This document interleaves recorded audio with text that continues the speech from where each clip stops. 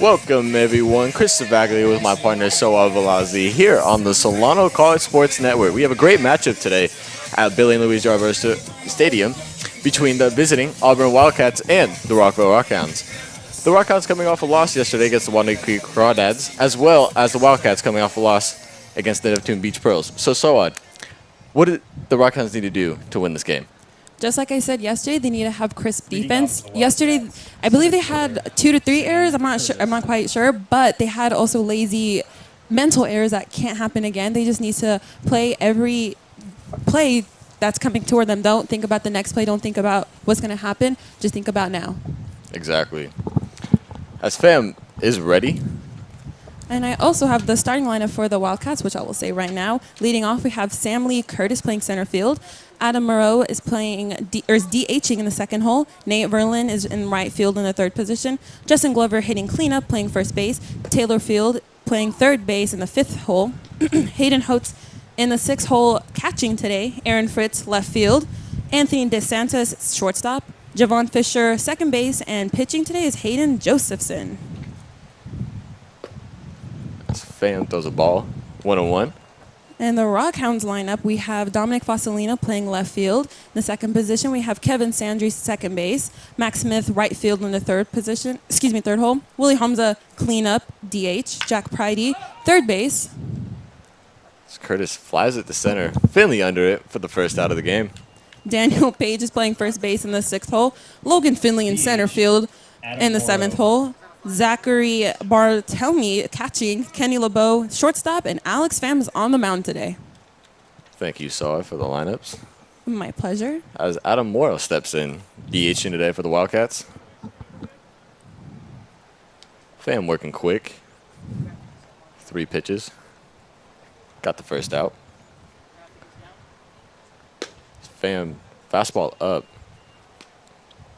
He's got that electric fastball, it looks like, coming right out of his hands for a small guy.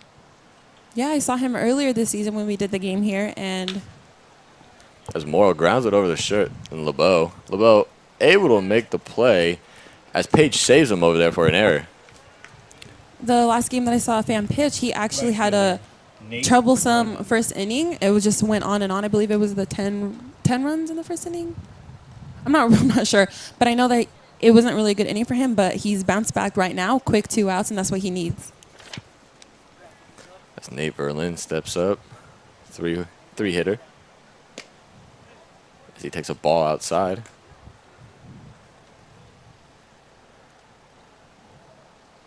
Pham working quickly here. 2 up, 2 down. Looking to get the third. Does the curveball just missed, bottom of the zone, 2-0. That was a great pitch, though. Great place to miss. Pham delivers. Swing and a miss from Berlin. 2-1.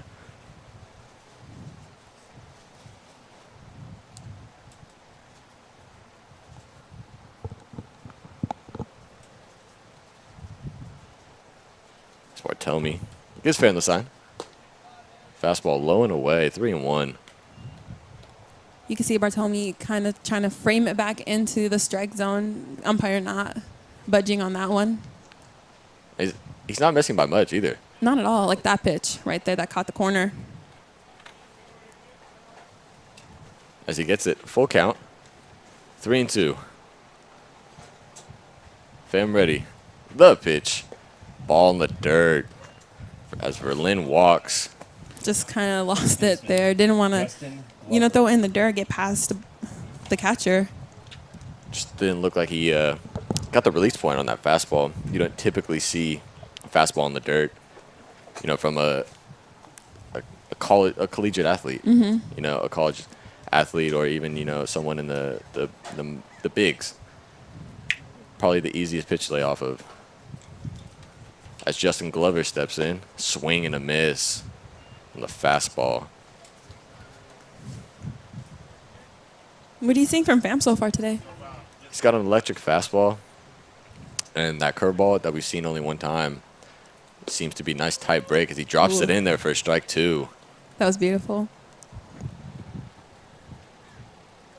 And he seems to be working really quick, set the rhythm of the game, at least for him, as he sets. It was a fastball, and it looks like Glover broke his bat.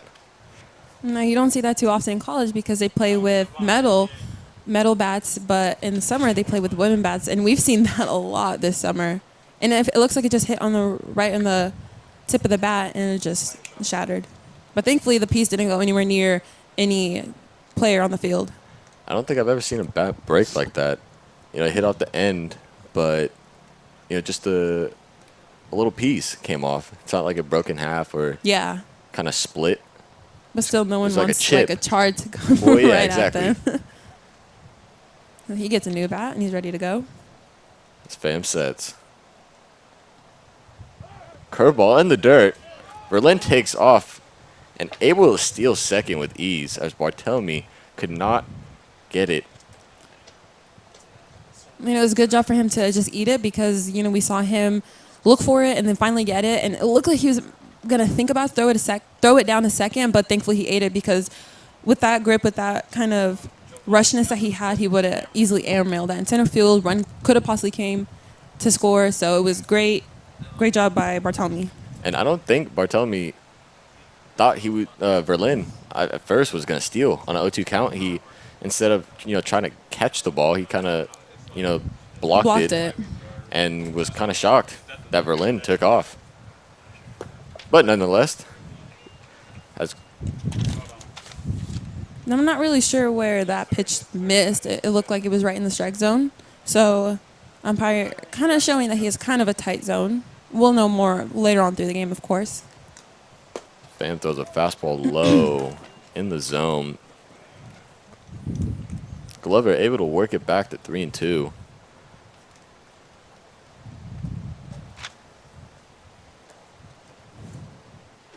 So he gets a sign from Barthelemy. Looks over at Verlin. Delivers. And Page hits off his glove. That'll bounce into right. Verlin is going to score. So that'll give the Wildcats the lead. Would you score that an error or a clean hit? I would give Glover a hit. That was a hard hit ball.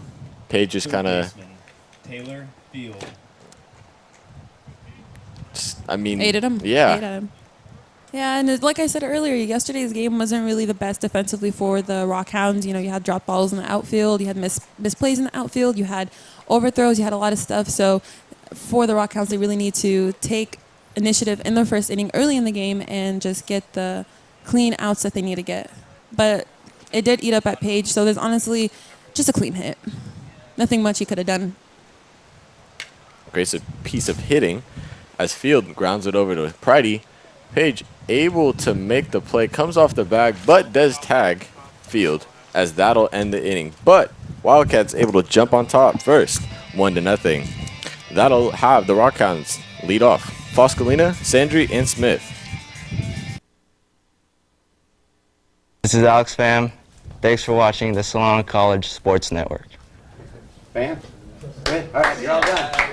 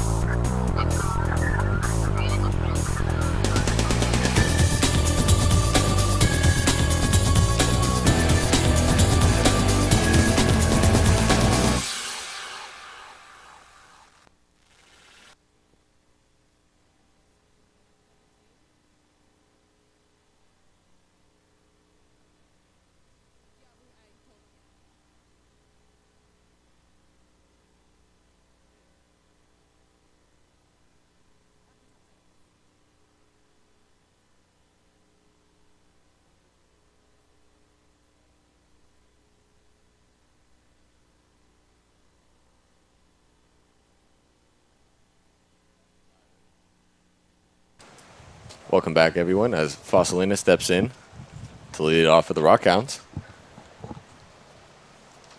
Freshman, University of Utah. Definitely tell he's a D1 athlete. As Josephine.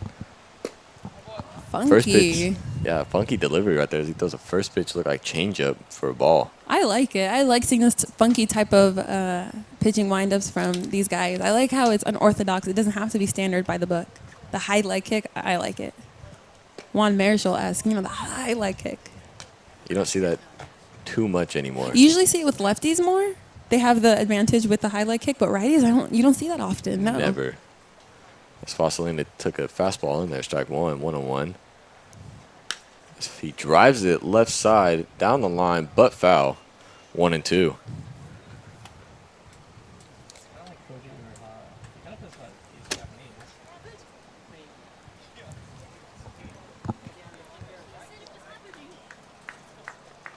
We'll see if Josephine can get Fossilina to at least fly out, get a strikeout, something, as he delivers. Fastball inside, just got a piece of it, Fossilina, as he stays alive, just barely. Fossilina needs to just be patient, up there. I know it's the first inning. He's the leadoff hitter, but, you got to take advantage of what the pitcher is giving you. Fossilina gets a piece of the breaking ball. He did not seem happy with that. I'm not sure if it was a swing, if he kind of, nicked himself, or it was just he knew that wasn't his pitch and he still swung. Like I said, he just needs to be a little patient up there. Showed that a couple of pitches ago, too, on, I believe, the fastball he fouled down the line. Showing his frustration up there.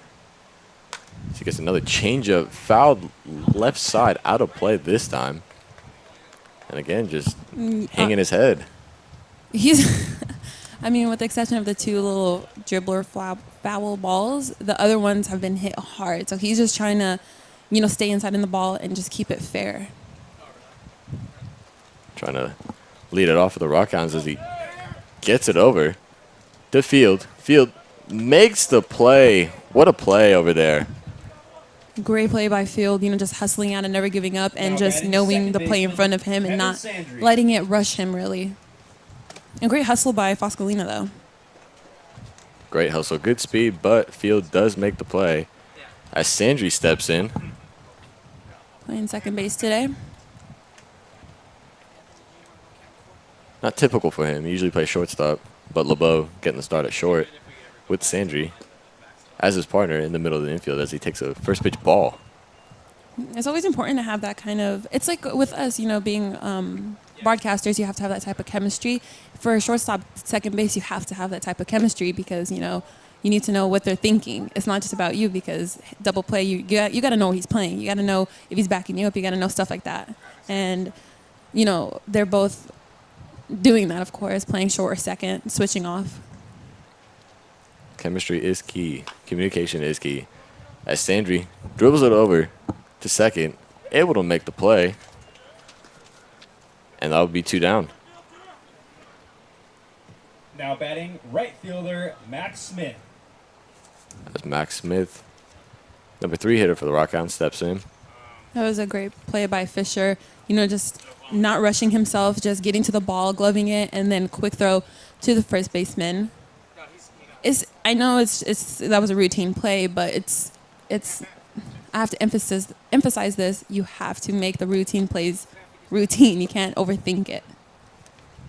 Exactly. And I know a lot of coaches around the league, around everywhere, hate the term routine because, nothing's routine about baseball. But if it's a little slow dribbler like that, you got to just take it with ease. Yeah, the simple play. As Smith grounds it over to Lee Curtis and able to make the play over there. And that'll be a 1-2-3 inning for Josephson. So no runs, no hits, no errors. And that'll bring up Houts, Fritz, and DeSantis for the Wildcats. Hi, this is Dominic Fossilina. Thanks for watching the Solano College Sports Network.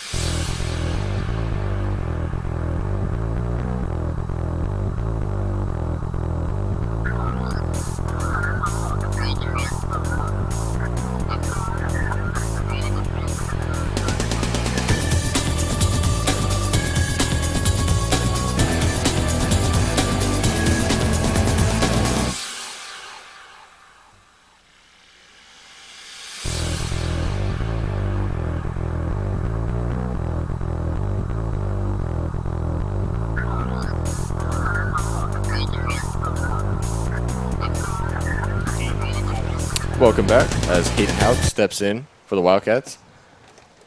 Sophomore, Brown University, 6'1", 185. And it was a great inning for the Wildcats in the bottom of the first. You know, it was just quick outs, no hits, no runs, no errors, like you said. Josephson really had a strong inning. What you want to start off the game, too. 1, 2, 3.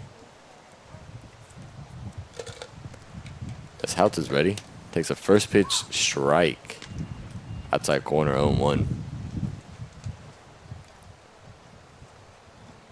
Pham looking to have a bounce back inning. Maybe get a 1, 2, 3. As he gave up that one run. As he throws a changeup in the dirt.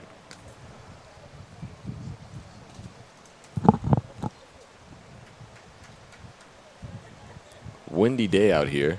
It's been windy the past week, and it's crazy because, like, just 2 weeks ago, it was 107. As Houts fouls it back left side. Out of play. I'll bring it to 1 and 2. But, I mean, I'm not complaining. I'd rather have this type of weather than 100.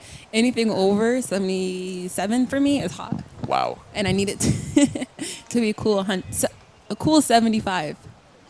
I mean, it's kind of crazy, too, just with it being summer. Exactly. And the fact that it's, cool and it's windy out in Fairfield. Like, I don't know. I don't know. We'll see with more balls hitting the outfield if how the wind affects it, whether it pushes it back in or takes it out. As Pham throws a curveball in there, swing and a miss from Houts, and that'll bring it 1 out for the Rock Hounds. How about that pitch? Just nice sharp break right off the table. Pham was just showing his stuff very early in the game, just, putting his dominance out there. As Aaron Fritz makes his first appearance of the day. As he pops it up left side, Pridey has room under it and unable to make the play. Looked like the wind might have pushed that towards the right side as it's pushing towards right field and just kind of couldn't get under it. Just lost track of it. Jack Pridey's just a great defensive player. You see him make those amazing plays at third all the time. With pop-ups, he's usually great. He usually covers the ground well. Just with that, it's the wind we were talking about earlier, just pop-up dance. Nothing you can do. Very difficult for a defensive player. As Pham throws a fastball, just missed on the outside part of the plate.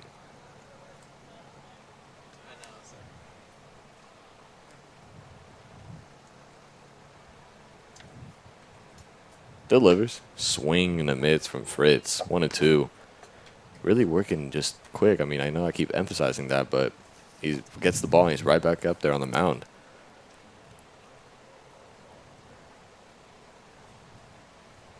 As he shakes off Bartolome and steps off. Looking to have a 1, 2, 3 inning, just like Josephson. He throws a fastball in the other batter's box. 2 and 2.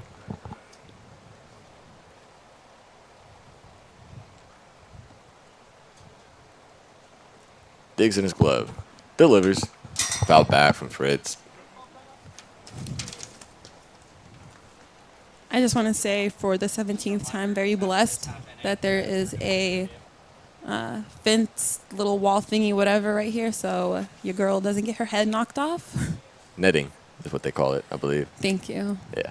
You're welcome. So, as Fritz hits it right side, Page makes the play.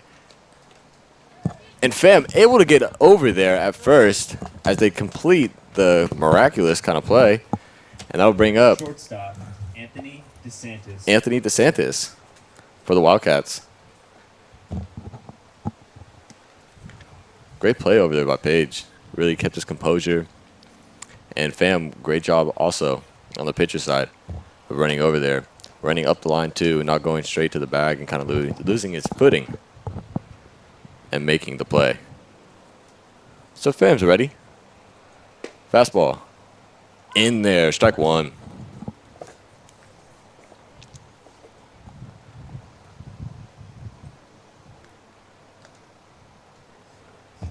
Shakes off Bartolome again.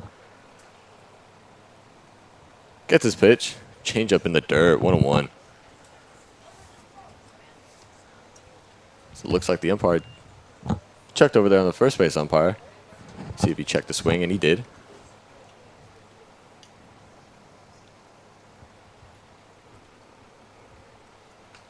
As DeSantis is ready. Takes a fastball low in the dirt, 2-1.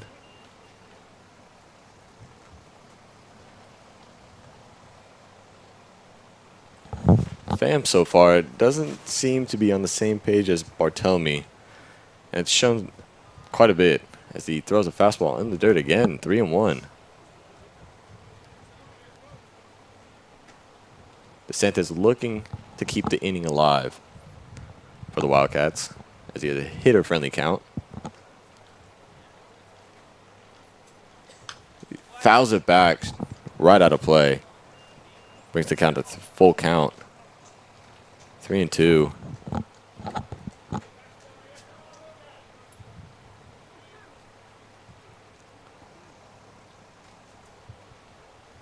Seems like DeSantis is trying to throw off Pham's rhythm and working so quickly. Pham delivers fastball, just misses on the outside part of the plate. I'll have DeSantis go on over to first on the walk. Second baseman, Javon Fisher. As Javon Fisher steps up for the Wildcats. Number 3. Hey, Javon, is someone on the other side of the fence, or is she still, like, doing it loud? Can you tell her to get Pham's ready. the dugout? DeSantis taking it conservatively over there first. He throws a first pitch in there, and Pham 0-1. Really getting ahead of these hitters so far. She needs to be set up. Like, As he sets the pitch, curveball in the dirt. Barthelemy keeps in front of him.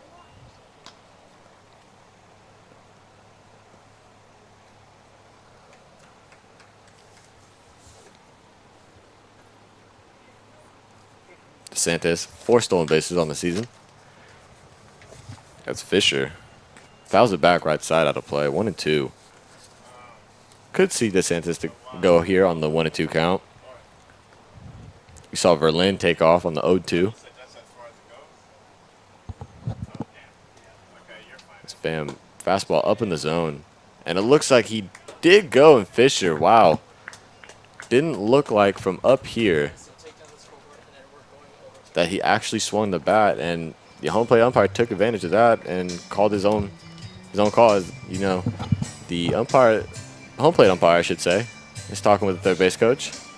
Had a little bit of a discussion, trying to clarify on if he really did swing. As we will throw it over to Soa Blasi here with Coach Stover. Hey guys, I'm Swad Blasi with the Solano College Sports Network. I'm here with Coach Stover. So Coach, you guys beat the Crawdads and actually won the series 3 out of 5. What kind of resilience did you see from your guys? We had really good starting pitching that series, which would stretch out and give our bullpen more opportunities to perform. I think that was a big key. We had some key hits in that series too, so hopefully we can ride that out for this 4-game series against Auburn. Exactly. Your Rock Hounds were retired in order in the bottom of the first, but they were hitting the ball hard and they were very aggressive at the plate. What kind of advice were you telling them?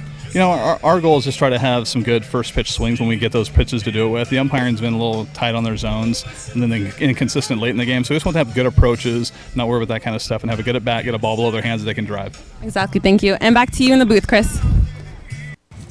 Thank you, Soar. As Willie Hamza steps in for the Rock Hounds. Looking to get something started after the 1-2-3 inning. The bottom of the first from Josephson. Hamza had a really, pretty good game yesterday. He had a double, walk, single, and reach out on error too. So looking to contribute yesterday's performance into today's game. As he takes a fastball outside in there for a strike.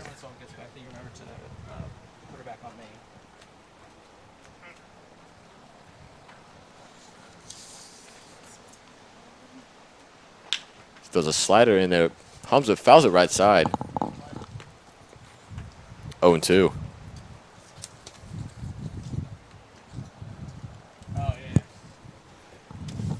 See if Josephson throws a breaking ball here. Throws another fastball. Hamza able to stay alive. Fouls it out of play.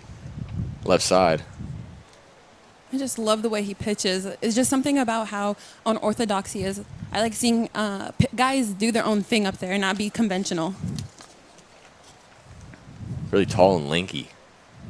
He throws a changeup. And he just goes so low to the ground when he finishes. Because he has a high leg kick, and then as he's going, he's just so low. He's like going to touch the mound with his bare hand. Usually you see right-handers, I'm not sure about left-handers, I don't really pay attention, but with right-handers, they smack their butt. Like, that's how they finish. He touches the ground. Almost reminds me of a Yankee. I hate to say it again. Jeez as Hamza fouls it to the right side. No, but I mean, as you were saying about the, touching the ground and everything, Tanaka really, as he drives on that back leg, I don't know if you've seen pictures, but Oh, you're right. he has that back leg literally on the ground as he throws. So really emphasizing that.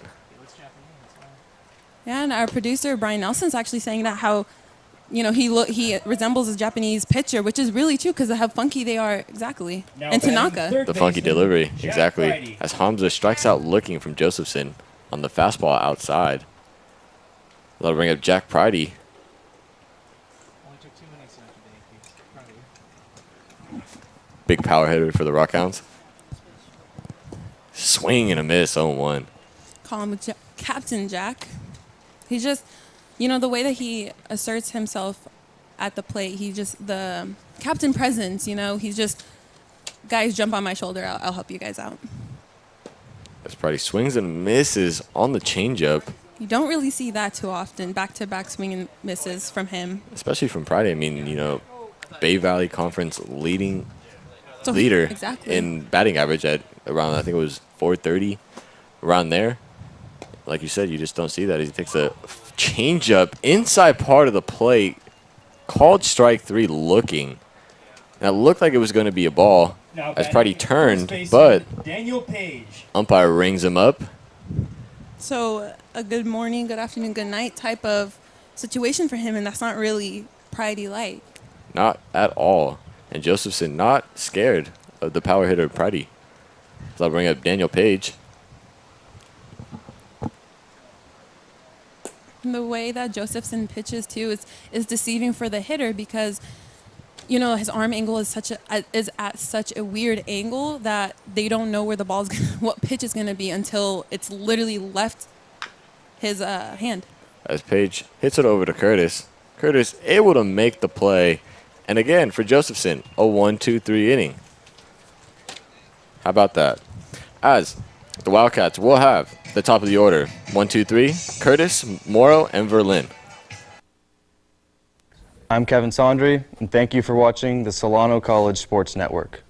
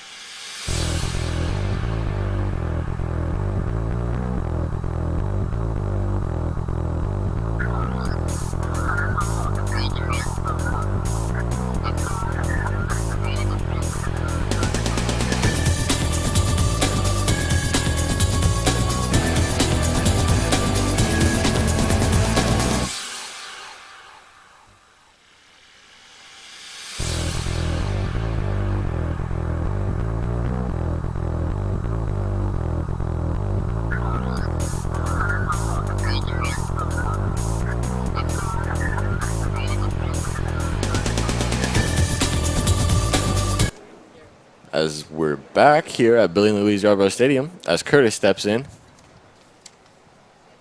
You were mentioning when Pham was doing his warm-up pitches fielder for a small guy, Sam he just throws Curtis. cheddar. He really does, aggressive with his pitching, works quickly, seems to have the fastball curve as his top 2 pitches, occasionally throws in the changeup. As we're waiting for the third base coach for the Wildcats to get on over there. As Curtis fixes his gloves, steps in, and we're ready. First pitch from Pham.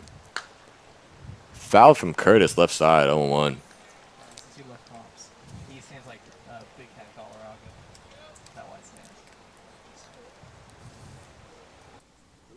Andres Colorado? Come on. You cannot be that young. That's fam. Fastball low and inside. Seemed to be there, but Bartolome dropped it, so that might have had an influence from the umpire. As that brings it to 1-1.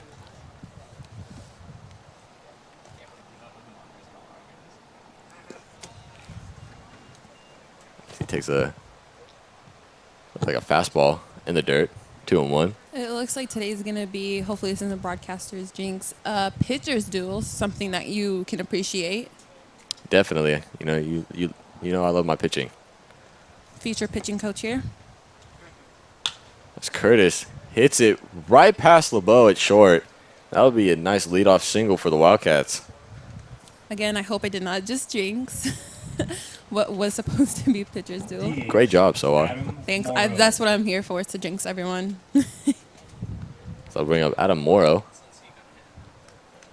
Kind of off topic, but I think it was like 3 years ago when I used to go to Giants games or A's games. I was I called myself the winning streak. Went to Matt Cain's perfect game. After that, I think it was like 13, 14, and 15. Every game I went to, A's or Giants, they lost. Wow. They lost. And then it started up this year, and Do the curse. As Morrow swings and misses on the first pitch fastball. Up in the zone, 0-1. went to a game in April for the Giants. They won. Went to like 6 A's games. They all won. Well, not all of them, because I went to the A's Marlins. We went for the Marlins, so they won, of course. Of but course. not a jinx anymore, so I wanted to get that out in the open. So no one can blame me anymore. You sure we can't blame you still? I mean, you can actually. Okay. Yeah. I get that a lot, so that's okay. Well, what's one more person? Spam sets. In there, strike 2. Bartolome was ready there. He's not going to let anyone run on him. I feel like in the first inning, they were just running just to see his throw, the way that he does it, but he's prepared now, especially with a guy with an aggressive lead like that. Again, he's ready. Kind of set the tone for the Wildcats. See what kind of arm Bartolome has behind the plate. I can't speak for other players, but when I see a catcher do that as a base runner, I would be very intimidated. I would be like, okay, let me not take such an aggressive lead, because snap throws can easily happen. As Curtis takes off, gets a great jump, and able to steal second with ease. So I take that back. Again, I jinxed Bartolome, and I apologize. But Fam does get the strikeout. And Morrow looking. As I'll bring up Verlin, looking to do some damage with the runner in scoring position. As he hits it to center. Finley running back. Warning track, wall. Off the wall. And Curtis will score. Verlin going to third with a triple. How about that? Looked like the wind carried it and gets a nice RBI triple out of it. It looks like Finley was under it the whole time as he was chasing it down, but the wind just made it hit. Thankfully, for the Rock Hounds, just the wall didn't go over the wall, and Finley was there to pick it up quickly. It was a triple, regardless. It was hit deep, and he's a fast runner. So good job for Finley for getting it in, not making it inside the park home run, and it was a great relay by LeBeau to Pridey. As Fam, fortunate, Verlin didn't get the angle on the ball to get that over the 400 sign out there in center field as Glover swings and misses on the first pitch. He's a 1-for-1 with a single in his previous at-bat. As Glover hits it right field off the wall. That'll bring in Verlin. And Glover will get a long single. And that'll bring it to 3-0 Wildcats. That ball was just hit so well over Max Smith's head. So, again, nothing Smith can do out there. Just charge it, pick it up, throw it in. Don't think you're going to get him at, home or whatever. Just don't think too much of it. Just get it in, and he did that. And he kept him to a single, which is great, because if he overthrew the cutoff, then double runner in scoring position, it would have been a mess. Exactly, and luckily it was a liner to the bottom of the fence. And you don't see those too often. And Glover, not too big of a speed, as he doesn't go on the pass ball, or I should say the ball gets away from Bartolome. Kristen Berlin scored twice.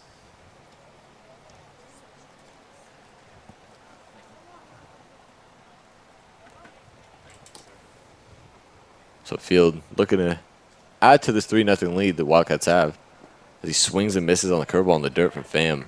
Had a long finish on that swing, one-handed finish. I think that's when you know someone's trying to muscle up and leave the park. Yeah. He wants to at least hit it to the fence like his 2 other teammates just did. As Field able to hit a single right up the middle, right past Pham. That'll extend the inning. First and second, 2 out. Catcher. You know, Pham had such a great first 2 innings, you know. I mean, a run did score in the first inning, but nonetheless, it was just, he had a good consecutive, you know, inning, like getting hitters on, but then retiring some, and just a good, you know, feel of it. And so this inning has just ate him up right now as Stover comes to the mound, and he's going to have a little conversation with his pitcher. What do you think he's saying there, you being a former pitcher? I think he's coming out there, you know, trying to calm him down as he gets really into it with Pham. It doesn't look like he's trying to calm him down. He's trying to, well, I mean, Stover's way of calming down, you know, the pitcher. Stover way of calming down. There you go. I actually, you know, just interviewed him, and when I finished, he said those are softball questions. Are you going to ask me any hard ones anytime soon? So now I have to step it up with him. So he doesn't take it easy on anyone. If you think Stover's going to go easy on you, no. Not whatsoever. You got to make them more complex. Got to really think outside of the box. Oh, I'm prepared. Stover wants to be challenged. As Hout steps in.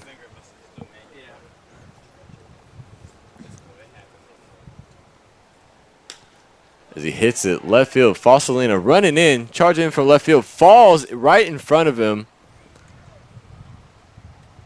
As Glover moves up to third, everyone moves up. As he, for some reason, didn't get a good jump on it. Looked like off the bat, Fossilina wasn't going to get to it, but had to make sure just because there was 1 out. At first, I was thinking in my head, oh, he's going to dive. But if he did, you know, if he had dove, then it probably would have got past him. The runner probably would have scored. So Fossilina probably just thinking, I know I'm not going to get to it, so let me just stay in front of it. Because if he had just, you know, if he dove, the ball would have went under his glove or something. You weren't, if you're not 100% sure on a play, you don't do it. It's like the whole get the short out thing. You always get the short out. Don't be fancy. And Fossilina wasn't being fancy. He knew he was going to get to it, so limit the damage. Exactly. Kept the ball in front and made sure it didn't go past them. As you see a lot of outfielders do. They get too aggressive, like you said, and you know, they don't think of the situation they're going to put the team in. You know, he sells out, you know, try to make the, you know, web gem. But smart play from Fossilina in left field. As DeSantis fouls it left side.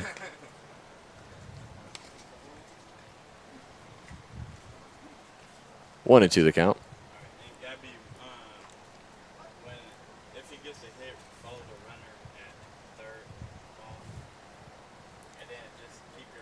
Pham sets. Fastball outside part of the plate. Foul back again, out of play.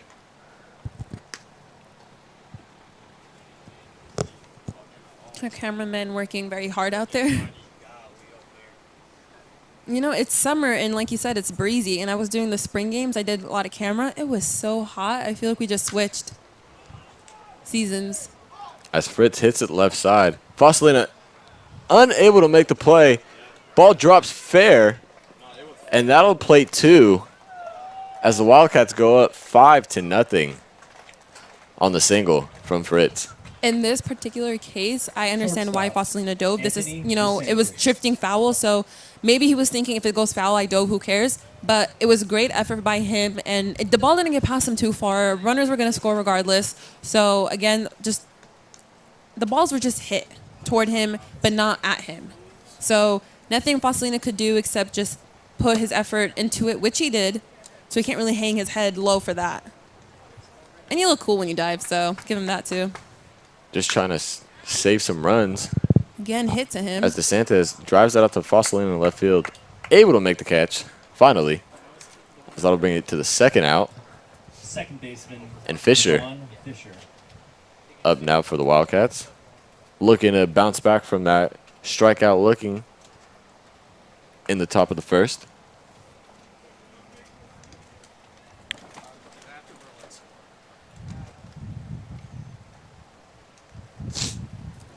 Pham looking to limit the damage. And Fisher 0 for 1 with a strikeout, like you mentioned.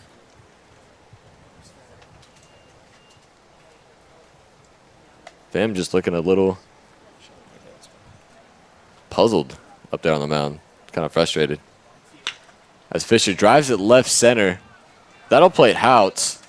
DeSantis moving on over to third. Able to get in there is the speedy DeSantis. Ball gets away from Pridey. DeSantis stands up scoring, and that'll bring it 7-0 as Fisher with a nice 2 RBI double into left center. Fielder Sam. You know, at that in that case, Pridey did everything he could. He was in front of it. It's just when the runner was diving in and he stood up, so the ball he just lost the ball, basically, all I had to say. And again, I feel like I'm saying this a lot, and I'm not trying to just say, it's okay, guys. You know, you're trying your best. They are, but Pridey did try his best, and again, there's nothing he could have done on that play. The runner was heading to third. As soon as he stood up, that's when LeBeau was throwing the ball in, so just gotta, it's just these plays, like the 3 to Fasolina, the play to Pridey is just, they're just baseball plays. There's really nothing else to say. It's just stuff happens like that. And it's not like, and I'm not trying to like baby them too, saying, oh, you know what's okay, guys, because, you know, you shouldn't, you always want to make the out, but in these cases, nothing you can do. as Pham throws a first pitch curve in there, inside part of the plate. But those balls that were hit well, so credit to the Wildcats where it's due. They're just reading Pham really well as they put up 7 unanswered runs. Really just having good approaches, being aggressive, jumping on those pitches as Curtis fouls it right side, out of play, 0-2. And, you know, on the defensive side, you never want to – I mean, those aren't errors, but you never want to get a ball past you if you think you're going to get it and you don't do it, because now you feel bad for the – you feel bad because you feel like you're making the pitcher work more, the innings going longer, and you feel it's all on you. And no matter who you are, you feel that way because ball gets away, but he quickly recovered. I know when I was in the outfield, I let a bunch of balls drop, and whenever I came back in the dugout, I told my pitcher, I'm sorry, I know I made you work harder. You know, they tell you, it's okay, you know, whatever, that's your teammate. But still, that eats up at you. Even if it's not an error, it eats at you. Definitely. I mean, for Fasolina, too, out in left field, those were difficult plays. And he made the smart decision. He gave it his all on those. I mean, just like Finley, too. That ball happened just to get behind him and hit off the center field wall. And the ball just in right field from Glover that he got the RBI single on. As Pham throws a curveball on the dirt, he does end up going, cannot hold up on the swing. As Pham is able to get out of the inning. He gives up 6 runs here in the top of the in the top of the third. As I'll bring up the bottom of the order for the Rock Hounds, Finley, Barthelemy, and LeBeau. I'm Kenny LeBeau. Thank you for watching Solano College Sports Network.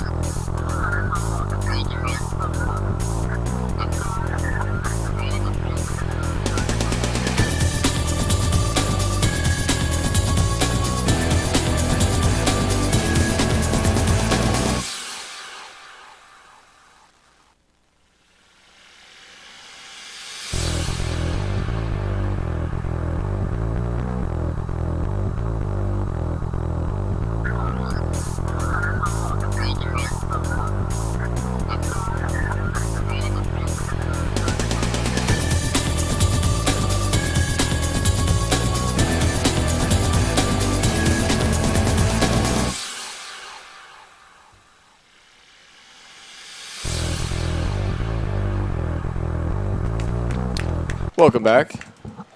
As Logan Finley steps in for the Rock Hounds, looking to chip away, slowly but surely, at this 7-run deficit.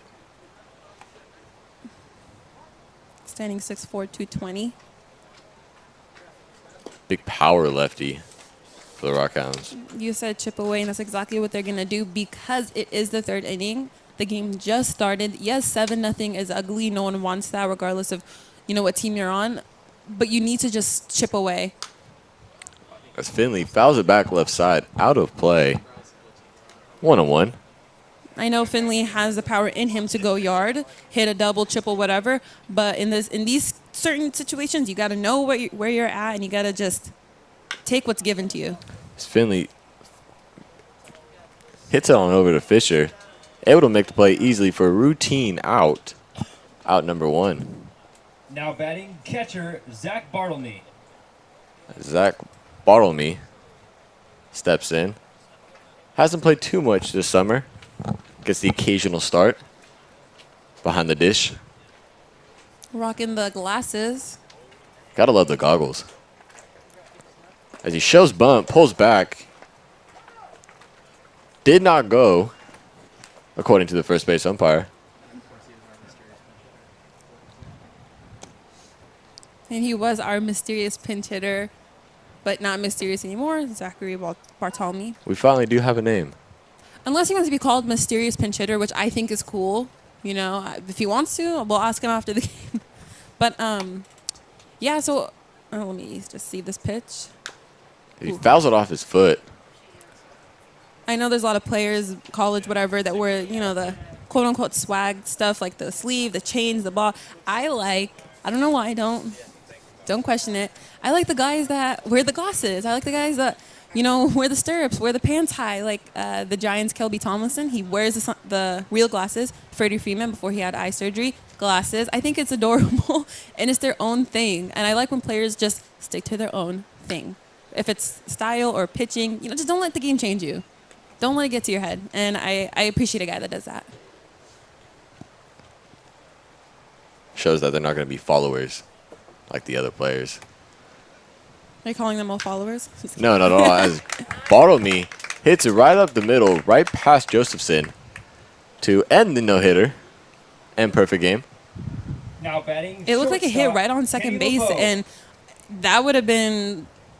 It would have been cool to see if it hit and then went to a infielder and see if they would have gone out. Because I've seen plays like that happen where it hits a bag, goes right to the fielder, easy out. What should have been a single or so-and-so. Shoulda, woulda, coulda. Your favorite saying. As LeBeau steps in. Fouls it. Left side out of play on 1. You know what I want to see? I want to see an Oppo Taco home run.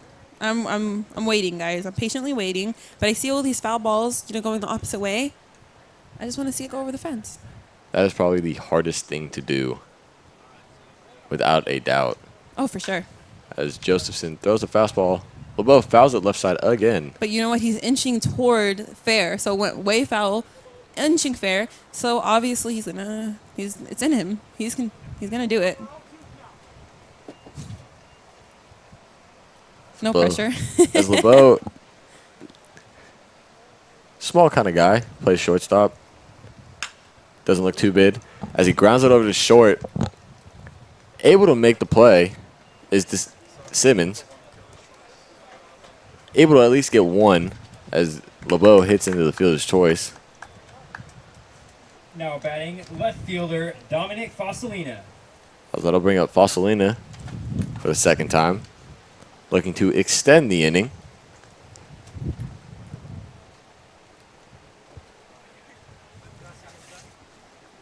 Grounded out his first plate appearance.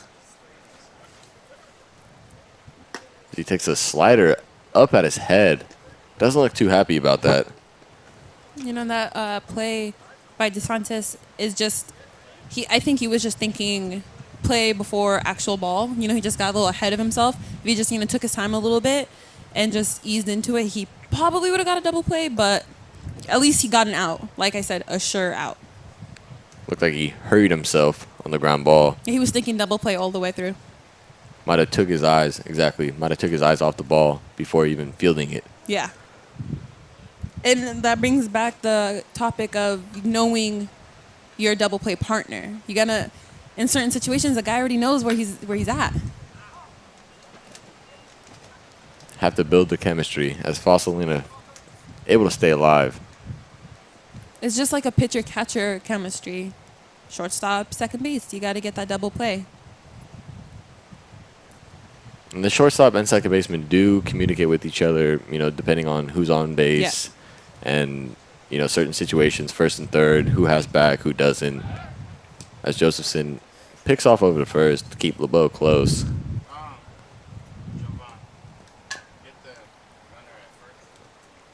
Seems to be Fossilina doesn't like the inside approach Josephson's showing, as he's thrown every pitch inside so far this at-bat. The changeup low in the zone, swing and a miss from Fossilina. Josephson with another great inning, as the Wildcats will have Morrow, Verlin, and Glover to lead off the top of the fourth.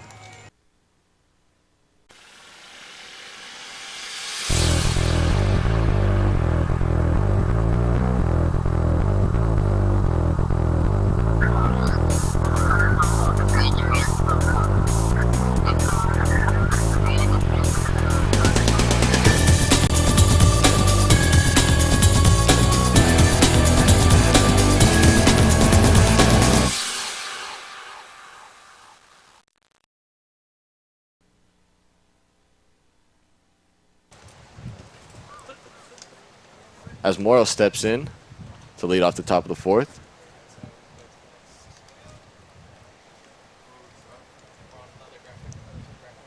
Pham has to be back on the mound after a somewhat quick inning for the Rock Hounds in the bottom half of the third. 0 for 2 at the ground net today and a strikeout. Pham throws a fastball again in the dirt. Doesn't seem to be able to find his release point thus far. Which Kind of is shaky. It's weird too, because in the first inning, he was dominating it, but it's just the release point after. This is Max after Smith. the Thank fact. you for watching the Glover Solano College. Flies it into left field. Fossilina under it, able to make the play for the first out. Fossilina is like, hey guys, don't let those previous plays think I can't cover ground. Great left fielder too. Oh yeah. A lot of hustle. As Verlin steps in. Another power lefty for the Wildcats. He had a nice triple to center field the last time up. Just got over the head of Finley. Just a hard hit ball with the wind carrying it a little bit more. Not that it needed to be carried. He just hit that right in the, barrel. And honestly, nothing against Finley, but Finley is a bigger guy. Not too much speed from him. As Pham throws the curveball in there for strike number 2. But again, nothing against Finley. I could see him more of a corner outfielder than a center fielder. Center fielder, you want more speed to lead the outfield. Yeah, exactly. I'm trying to think real quick. Yeah, you're right, because you see more of the Billy Hamiltons, the Chris with the K Davis. You see you don't have to be short or skinny or whatever, but you're usually smaller and faster. But Finley is a great defensive outfielder. Definitely. I could see with the outfield it is right now.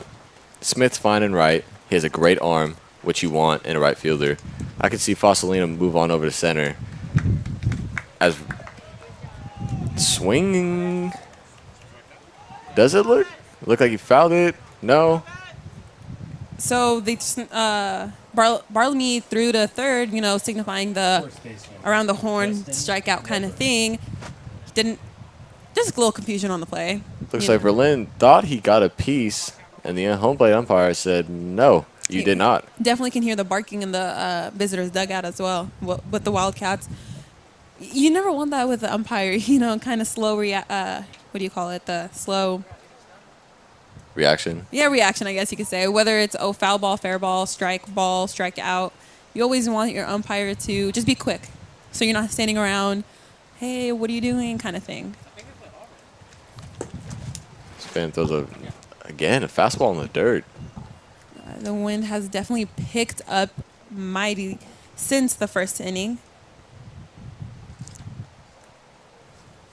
Glover looking to do some damage against Pham. He drives it up. Under is Sandry. Able to make the play with the difficulty of the wind. So Pham has a nice bounce back inning. Gets a nice 1-2-3 in the top of the fourth. That'll have Sandry, Smith, and Hamza to lead it off in the bottom half. This is Max Smith. Thank you for watching the Solano College Sports Network.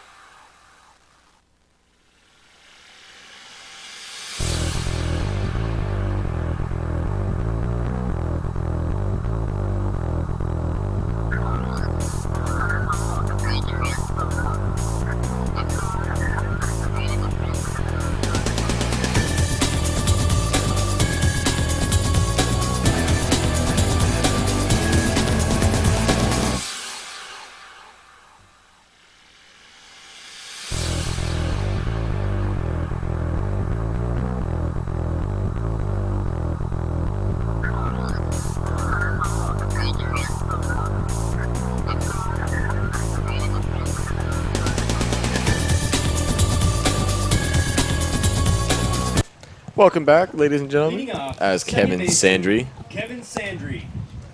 leads it off for the Rock Hounds in the bottom of the fourth. Josephson looking to keep his great pitching performance thus far going. Sandry 0 for 1 with a ground out. So he takes a fastball in. Almost hit him. And Josephson seems to be the pitcher of choice, as you could say, the top pitcher for the Wildcats this summer. As Sandry hits it right back up the middle. There's DeSantis. Makes a Jeter-esque play. Able to get Sandry at first for the first out of the bottom of the fourth.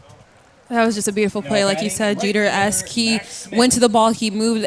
It was so elegantly how he just fielded himself across shortstop and just threw across his chest, and it just plays like that. Really smooth. Really just took his time, and I was It's kind like of shocked. he took his time, but he was still so quick.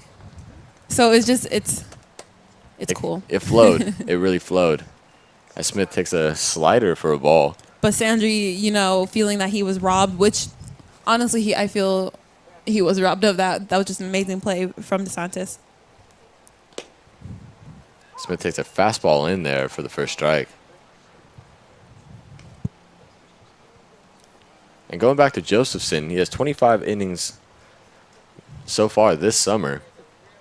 It's a lot of work in as Smith pops it up left side.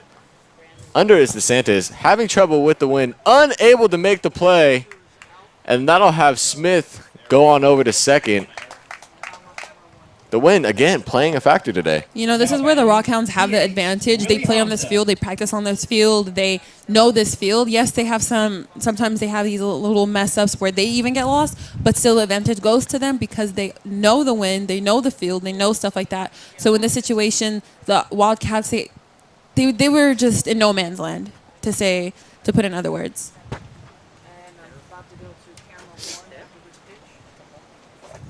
So Smith's on safely. And I believe Smith had a hit just like that yesterday against the Crawdads. Able to get on second again as Fisher fields it cleanly to get Hamza at first. That'll have Smith move on over to third. And that'll bring up the power hitter Jack Pridey.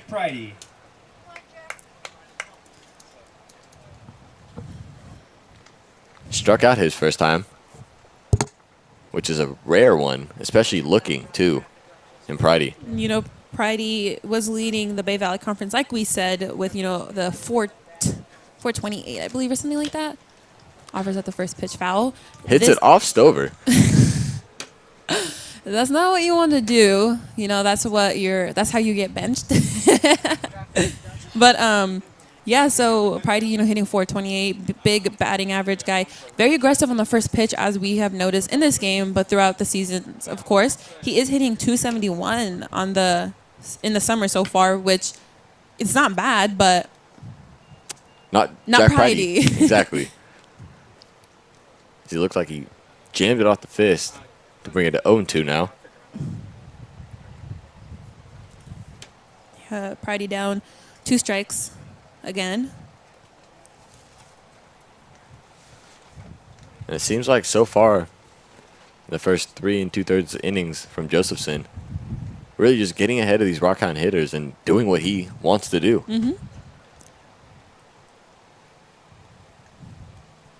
So he throws a fastball up and it hits Pridey on the arm.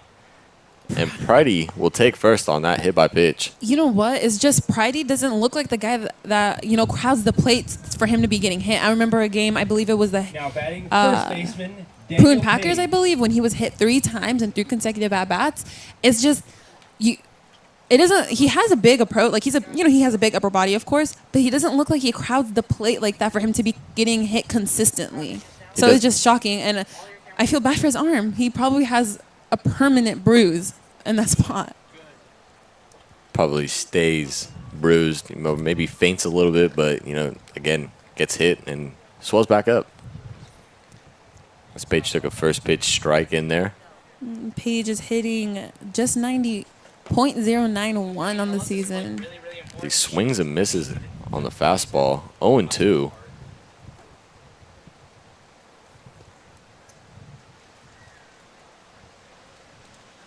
Josephson looking to get out of trouble here in the bottom of the 4th.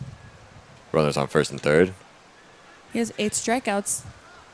He has struck out 8 times thus far in the summer league. So it looked like Page just got a piece of it and took a weird spin on the dirt. Looked like it hit Hout's glove too.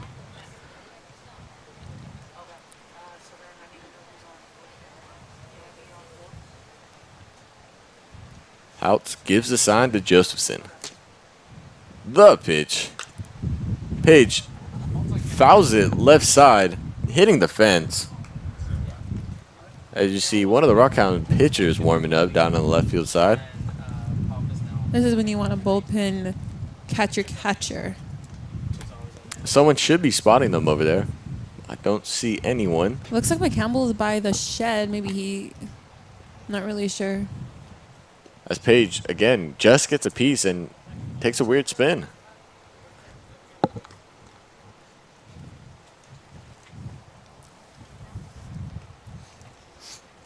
Josephson looking to put down Page somehow, some way.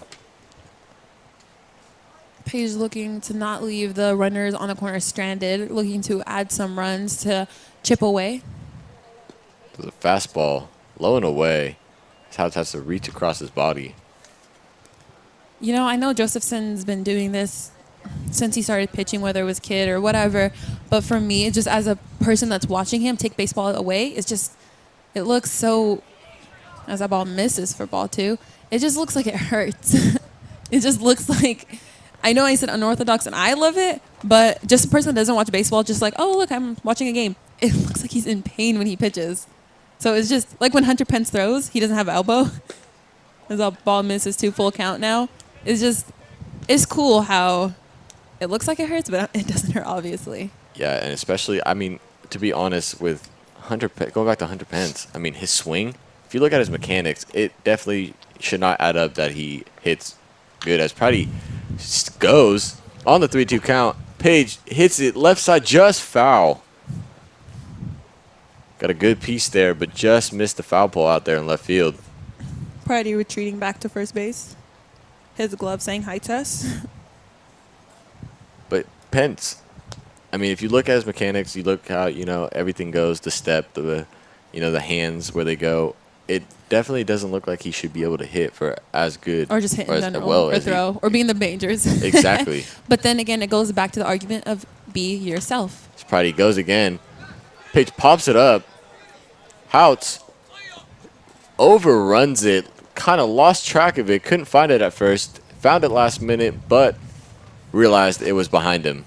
Smith retreating back to third, Pridey back to first. But yeah, it's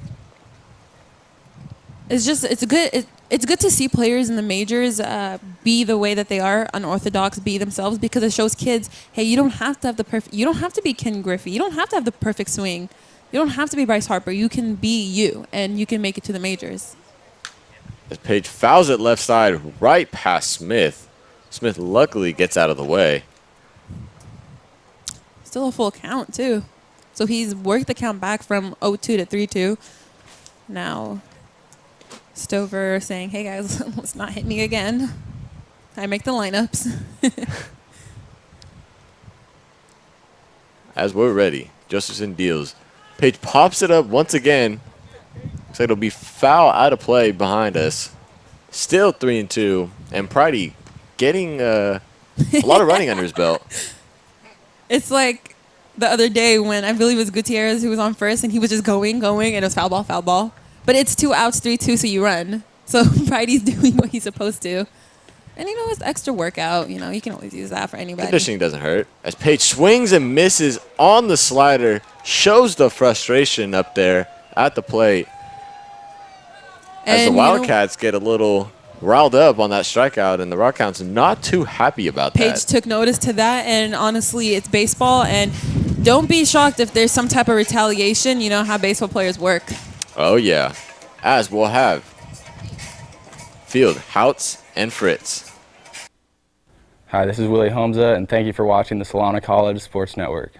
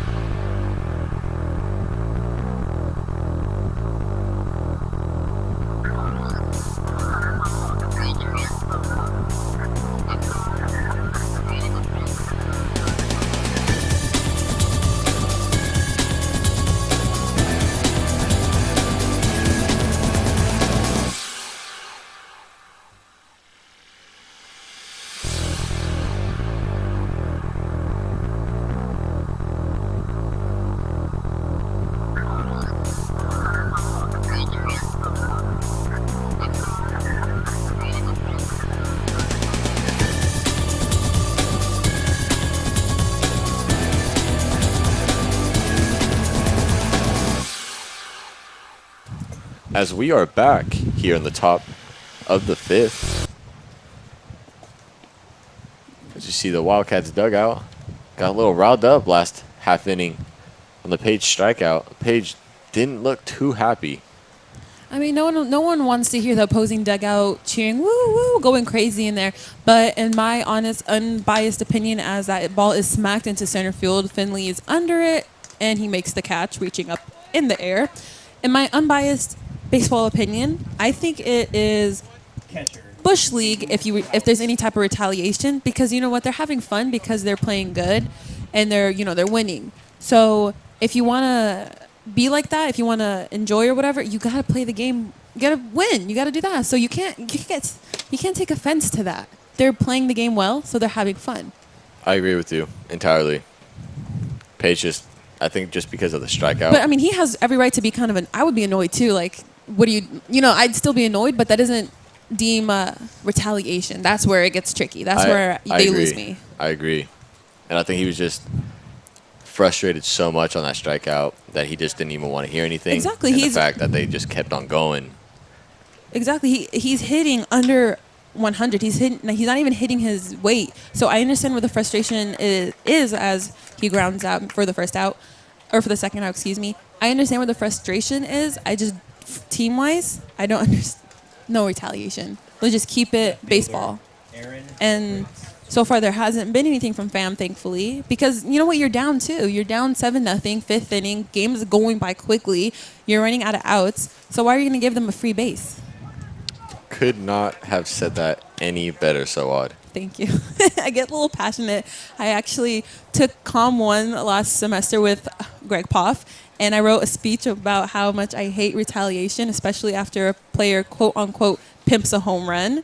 So if you want me to recite it, just let me know. As Fam does the curveball in there. Okay, Strike back to two. baseball. I would like to hear that one day, though. I'll take a rain check. As Fritz hits that right center over Smith's glove. That'll be at least a double. Looks at third base, goes, going on to third is Fritz. The slide in there, going home on the throw. Gets away from Pridey, and that'll allow Fritz to score a Little League home run. On this situation, LeBeau had no chance of getting him at third. He should have ate the ball. He should not have thrown because Pridey already has a weird angle. He was already having to reach across his body to make the pick, you know, him being right-handed. So that was just a messy play. He already had his triple. Just let it be. We have 2 outs. Fam is working quick in the inning. Just, you know, believe in your pitcher. So LeBeau, that was a costly error on him. I believe it's going to go to him instead of Pridey. On the throw, yeah. Pridey he could do nothing. So that was an error on LeBeau, and it shouldn't have been an error. It should have just been a triple. The guy's fast. You seen him running around second base. You just eat it. So I cannot emphasize how much defense is key in baseball and how it just has not been the case for the Rock Hounds this past game. The little things will come back and bite you. Especially when you let a Little League home run occur. I mean, that was a great piece of hitting right there. Exactly, yes. You can't take away from that. That triple. And it looked like Fam just looked a little late or lackadaisical as DeSantis hits that right center. Finley and Smith coming together. Finley, I believe, made the Able grab. to make the catches, Finley. And how about that? On-plate umpire got in my view, so I apologize for the late response. But Finley with an amazing catch out there in right center. Looked like they were about to collide. Came all the way from center field to where Max Smith was and made the incredible catch. Props to Finley. Big guy. He heard you say, hey, you're not. He heard you say that he's not fast. Nah, Chris, not today. I take that back entirely. As Finley ends the inning for the Rock Hounds. But Wildcats able to score 1 on the triple and the error from LeBeau. So that'll bring up Finley, Bartlemy, and LeBeau in the bottom half of the 5th. I'm Daniel Page, and thank you for watching the Solano College Sports Network. Logan Finley, and thank you for watching the Solano College Sports Network.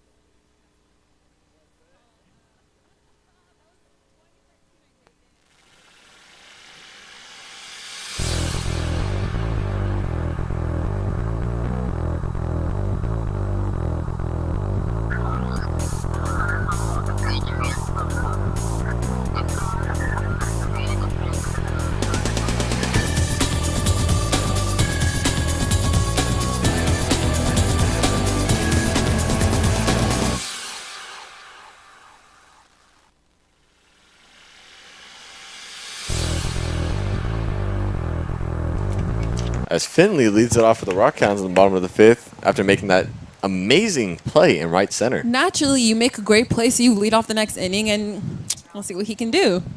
Usually that leads to some sort of... Don't say it. Don't be broadcaster James. Hey, as he gets a nice piece out there in left field right between the 5-6 hole. I guess the jinx only goes for me. I guess so. I'm not allowed to talk about anything anymore. Zach Bartlemy. Gets a little bit of confidence. That is how you don't have to start a rally via the hit, as Finley did right now. But to end the inning with an amazing play, that can start a rally. That can get the team going. That can get the dugout going. You know, instead of just sitting down, just chilling. Now they're up and they're hype as he shows bunt, but fouls that off. Interesting approach from Bartlemy. You they're know, down 8-0. I don't know. It's small ball. You got to just keep the lineup going. I can see why he's doing it, but I know why it's like, you know, you're down 8-0, but you are down 8-0, and you really haven't been hitting the ball as a team collectively well. So you got to do what you got to do. As he drives that right over to Santos as short. Another single for the Rock Hounds, first and second, and that'll bring up LeBeau here with no out.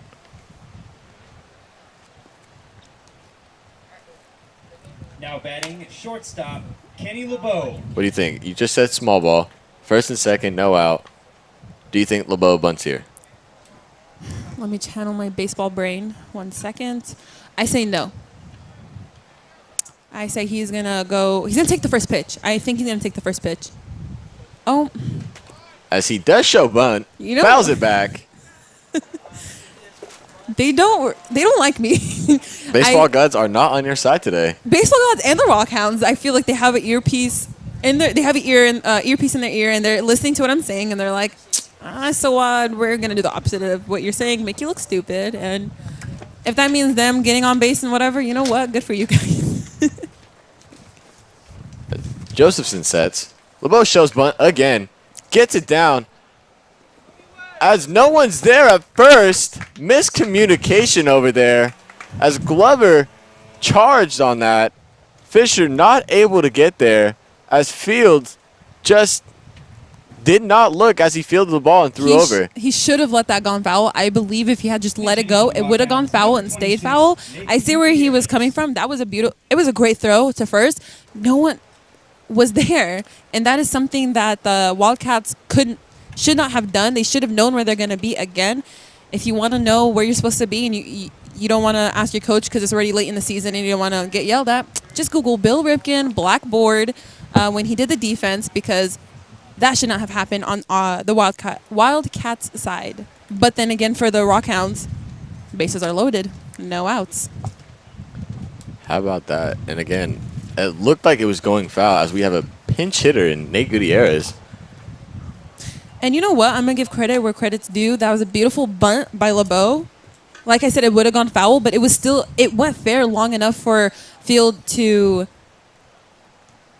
just play with it, you know what I mean? So it was a great bunt from LeBeau. As Gutierrez bloops that into center field. That will at least score Finley. Bartlemy holds up at third. And Gutierrez gives the Rock Hounds the first run of the day. That is how you start a rally. You just keep moving the lineup. Small ball wins baseball. And I'm going to put my aggressive hat on real quick. I hate those memes, those like Josh Donaldson memes or whatever, when a coach tells you to bunt, or you know how to bunt, you don't, you hit a home or whatever. That is not what you should be teaching the kids. I get it. Who likes bunts? Whatever. I actually like bunts. But they win games. So instead of being the whole hit a home run, hit a double, not everyone is like that. And you know what? Bunts win you games. Small ball wins baseball. I'm going to make that into a t-shirt, and I'll be selling it soon. Gotta love small ball. As pinch hitter Margiotta hits it up the middle. That'll score Bartlemy. And here comes LeBeau. Gets around the tag in there. As Margiotta moves up on the throw from Curtis. And how about that slap from LeBeau? Gets around the tag from Houts and able to score two. You know what? That was a great throw, too. So it hit the catcher right in the glove. He just had to turn around. But that was a beautiful slide. That was just very well executed. And look at now. It's 8-3. You know how it started? Yeah, it was a single by Finley. But what else happened? Bunts. Small ball. So I just don't like the topic of when, hey, kids, you want to know how to bunt? You don't. You pull back and you swing. No, you don't teach your kids that, because then you're going to be swinging for the fences and they're going to strike out or whatever. So I love how the Rock Hounds play small ball. Love Coach Stover's approach, and it was just beautifully executed all around. No offense, Josh Donaldson, if you're watching the game. Love you. Great, just all-around baseball from the Rock Hounds this inning. And it all started from Finley, who brought that confidence from his defensive play into the offensive side and really just started to get things going. And that bunt from LeBeau really, I think, puzzled the entire Wildcats team, because it puzzled me. I said he wasn't going to bunt. Yes, of course. And I think that just kind of even boosted them even more, because it made the defense play defense. And you saw there was a miscommunication. And now that plate's 3 for the Rock Hounds. He with the power hitter and Max Smith up at the plate now with 2 runners in scoring position. Exactly. And you could only, I know we hate doing the what ifs, but imagine if there was someone at first to get the throw. This would have been a completely different inning. As Smith hits that right field, that is going to be a no-doubter, and that'll plate 3 here on the 3-run home run from Max Smith. How about that? My jaw is still on the ground. As soon as he hit it, I looked at Verlin, and he literally just stood there. He knew it was gone. Max Smith, the power hitter he is, his presence at home plate. I'm sorry, but the ball hasn't landed yet, guys. We'll let you know when it lands. I'm just very impressed by the way that he just finishes his swing. Max Smith. Just a monstrous shot out in right field. As you saw, Berlin couldn't even look. He just put his head down and knew that was a no-doubter. And you know what? I'm sorry, guys, but this inning started with a Finley single, and then what? But 8-6. You were, as that ball is smacked. Hamza just foul, first base side. You were asking, I believe it was, who was it? Oh, it was Bartolome who was bunting, and you were saying, oh, you're down by 8-0. Why would you bunt? That's why you bunt. Anything can happen in baseball. I'm not trying to rub it in your face. Usually you agree when it comes to calling it, but I'm just amazing. Hamza takes the curveball low in the dirt, and that was just first pitch, aggressive approach from the Rock Hounds. That's what they did, this entire inning so far. Is they still have no outs. As Hamza takes a changeup in the dirt, 2-1. Just first pitch swinging aggressiveness, and they picked up on Josephson the second time around, the third time around the lineup, and knew that he throws, the fastball first pitch majority of the time. And you know what? The best thing, to come from that play, besides the home run, of course, was Verlin just standing there, because that was a no-doubter. I mean, we've seen, as that pitch is called a strike, 2-2 the count, we've seen a lot of no-doubters, but usually outfielders, they chase a little. Verlin looked at it, kind of said, nope, not even going to embarrass myself. Not today. Who am I going to deke? Beautiful home run. I'm sorry. I'm still so... home... Guys, chicks dig the long ball, indeed. As Hamza gets a nice single up the middle on the changeup from Josephson. As Josephson just cannot get anything going this inning, as we have a pitching change as the Wildcats manager comes out and makes the call to the bullpen. It's just how the game just eats you up. It's just incredible. You can't get comfortable with baseball. You can't, unless you're Clayton Kershaw or Max Scherzer, of course. But you can never think the baseball gods are with you, because they're gonna, as soon as you get comfortable, that's when they're like, not today. An 8-0 lead, now 8-6 in the fifth inning. I was saying earlier, they're running out of outs. They have a lot of outs to go too, and you know what? They have 3 still in this inning. How about that? 6 runners scored this inning alone. Hamza reaches for the 7th straight runner here for the Rock Hounds, as we do have a pitching change here for the Wildcats. Number 17.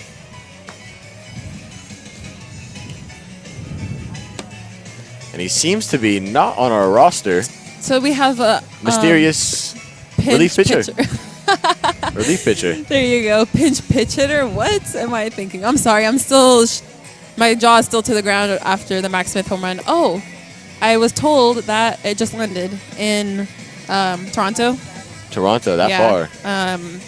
Donaldson was like, oh, cool. I'm going to sign it and give it back to you, because he heard me, saying the whole bunting thing. So, of course. Naturally, yes, that's what happened. And not a bad pitching performance up until this inning for Josephson. He was absolutely dominating the Rock Hounds, keeping them off balance, had a couple 1, 2, 3 innings. And this inning I think it was that defensive effort, that defensive play that really started things. Was it from Finley? I'm telling you, rallies do not need to start with a walk, single, base hit, home run, whatever. It can start defensively, and Finley proved that when he made that amazing play from all the way to center, traveling all the way to right in front of Max Smith, making the incredible catch, trotting back in here, his head held high. He's the big guy now. What does he do? He singles. He doesn't do too much. He doesn't want to hit. He wants that home run, but he didn't have to. And now it's 8-6. And look, he's in the hole right now, waiting for his chance. As Jack Pridey steps up for the Rock Hounds, looking to add to the 6th-run inning thus far. And he could, without a doubt, tie this ball game up right here. Oh, Captain Jack most definitely can. And it's up to him to see if he can. As Pridey takes first pitch ball in the dirt.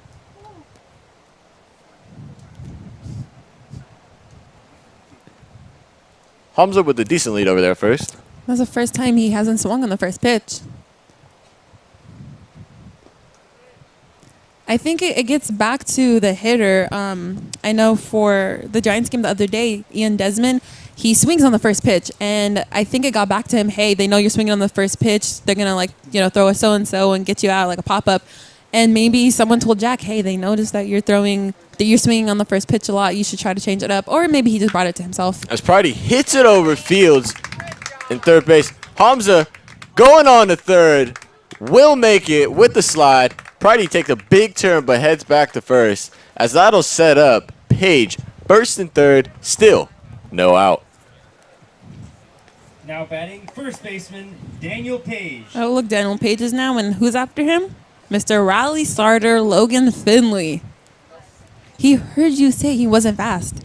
So he said, not today, Chris. He ran all the way from the 400 mark to way past the 370 in the fences out there.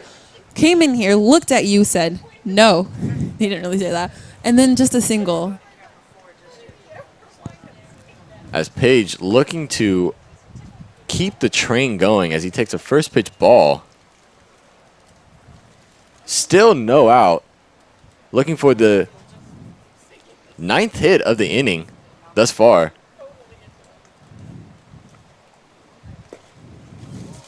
As he takes ball 2 in the dirt.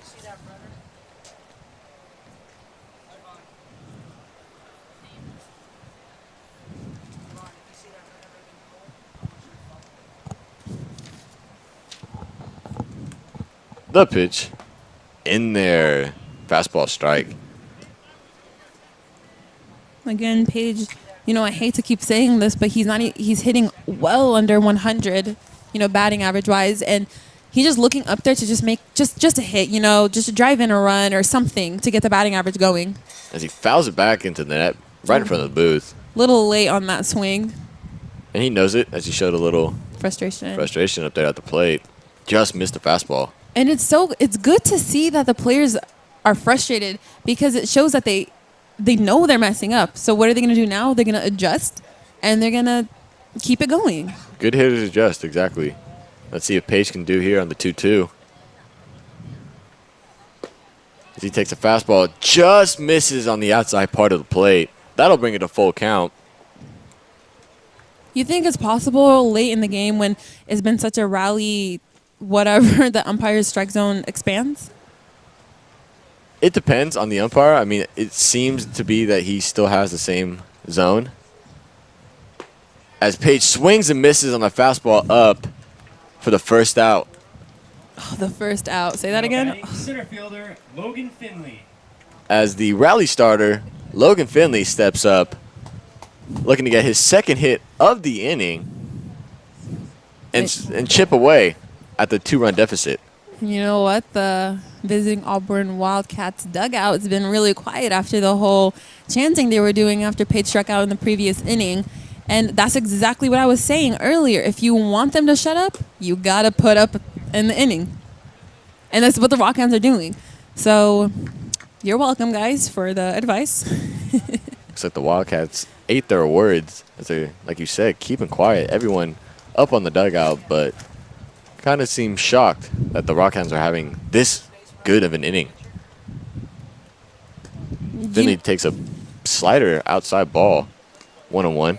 They're shocked because of how the balls were hit, how the defense has been playing. The 2 missed plays at third with Pridey, the Fossilina plays, not his fault, of course. Just like the ball's getting past them. So they took advantage of it. And now the Rock Hounds are taking advantage of the pitching miscues and the field miscue when he threw to home first, when he should have let the ball go. Stuff like that will bite you in the butt at the end of the day. The Rock Hounds, in the beginning of the game, didn't have much luck on their side, but with this, as Finley fouls it back, right in front of us again, and so I'm getting scared.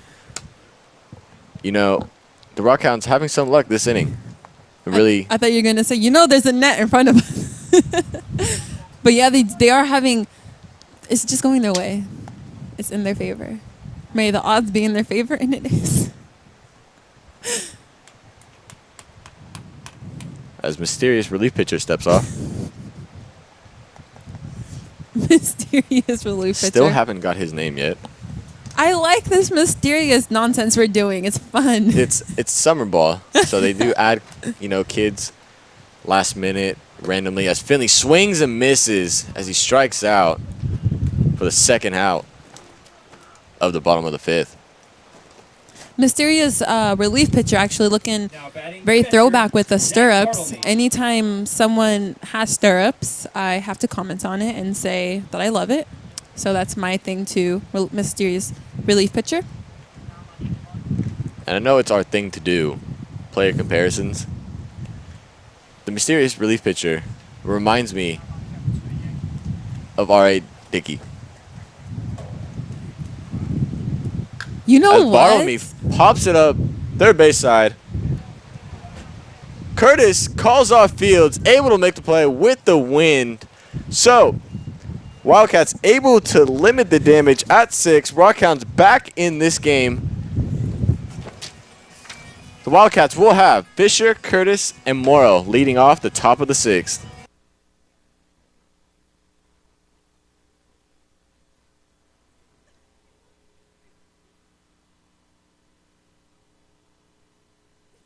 This is Jack Priddy. Thank you for watching the Solano College Sports Network.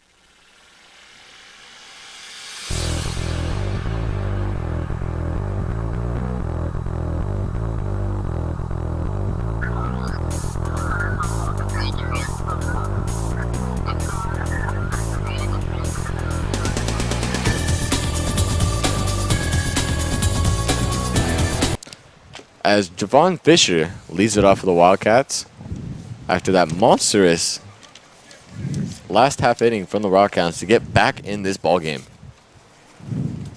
We have a new pitcher too. Carson Haas is on the mound. He has 13 innings under his belt, a 6.5 ERA. He has 22 strikeouts to just 15 balls, so it's pretty much even up. Carson's a starter, so he's relieved. He came into. Let me start over. Pause. Rewind. He's come into games before relief pitching, but it's going to be new seeing him now after how the Rock Hounds had such an offensive outburst in the prior inning. As Haas does come in, and he started Sunday's game against the Walnut Creek Crawdads. Had a really good outing, 4 innings, 9 strikeouts. So looking to contribute that game into this game. As he throws a fastball in there, strike 1. Yeah, he has 96 strikes to 62 balls, so he does attack the zone very often. He gets the calls.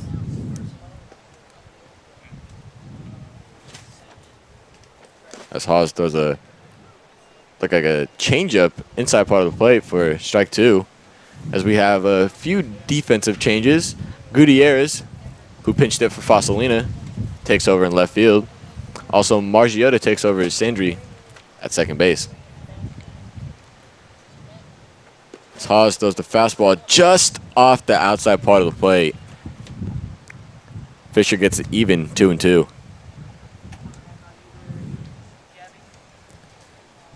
Only the 6th inning here, just 8-6. The Wildcats lead the Rock Hounds, but it was 8-0 for a while. As Fisher swings and misses on that changeup from Haas. Great pitch for the first out of the inning. And that's what you need to start. This is how you continue the rally when you're on the defense side. You get the back-to-back outs, strikeout, pop-up fly, whatever it has to be. You just get the out, so then your guys bounce back in the next inning and get those at-bats going. So, rallies don't have to start and end with offense. Defense Carries over as the Rock Hounds are looking to carry over from the last half of the inning onto the pitching and defensive side. As Haas throws the nasty breaking ball he does have for a ball in the dirt.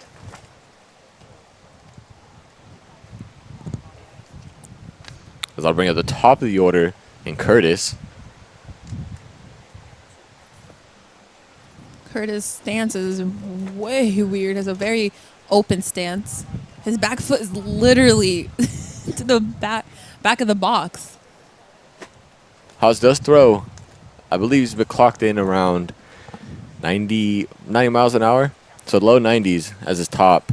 So definitely Curtis wants to get as much time as he can with the open stance he does. It's just crazy. I just love seeing these unique players because it just adds to yourself, And like I was going to say earlier, Haas, I love the way he wears his hat too. It's so low.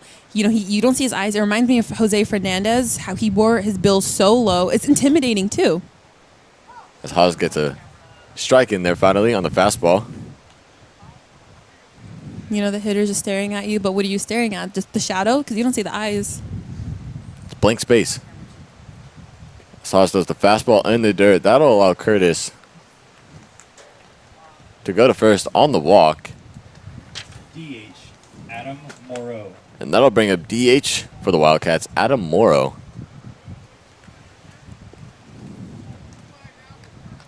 Looking to add a little bit of insurance with the Rock Hounds creeping slowly but surely back into this game. Haas looking to keep the damage where it's at. Keep that 8 spot on the board for the Wildcats at 8. As Curtis gets a decent lead over there at first. As Morrow swings and misses on a healthy cut, 0-1. That's the Sawada heard you want an Oppo Taco. I'll show you. That swing was violent. Surprised his ankles are still there. Wow.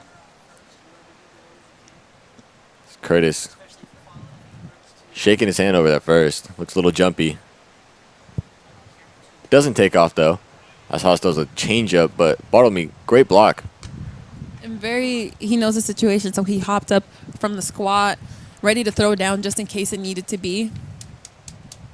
Catchers are of course you have your manager, your coach, Stover's there, but catchers on the field, they're the coach, they're the manager. They run the game. They tell the pitcher what they're going to throw. They align the defense, when they change the signs and whatnot.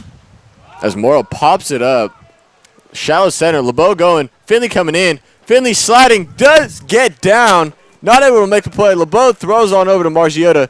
Overthrows him. Pridey able to get the ball in. Secure it. As Morrow moves up on that just ridiculous play. Seemed to find no one in center field. That's very scary for LeBeau to charge into center field with a big guy like Finley. But the way that Finley slid, he, feet first instead of, head first dive. So it was smart for him to not just lay out because that could have been an ugly collision. That could have been, really, really bad for LeBeau and for himself. So good thing that they're both okay out there. And that was a great throw from Finley and Pridey to get in front of it and not let the ball get past them like the 2 balls that happened in the game earlier. As Haas looking to get out of this jam. So he has runners on second and third. Here with Berlin now up to the plate for the Wildcats. As Haas misses on the fastball up. Wildcats have a lot of power lefties in their lineup. You don't really see that a lot. You see a lot of right-handers, so they're piling up the lefties. And, you know, Pham was right-handed pitcher when he was in the game, and Carson is now right-handed. So, you know, that's something that Stover knew. He knew that they're left-handed heavy in the lineup, but he still decided to go with the right-hander because his trust is in Carson. You know, Carson is a starter, so he has to deal with lefty-righty.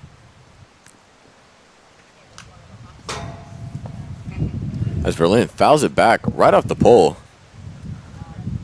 They know bringing it 1-2. I'm getting made fun of by, you know, my partner Chris and my other producer Anthony Williams, because you know what, guys? Imagine a ball coming at you, full speed. There's a fence, there's netting, but it can easily go through, and I could get hurt and die. And who's gonna do color? I'm not gonna leave Chris by himself. I might have to pull a Vince Scully.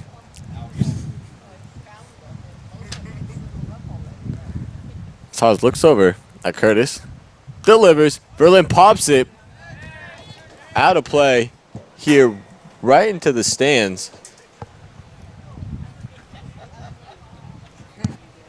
I love baseball, and I appreciate what the game, you know, how the game is played and whatnot.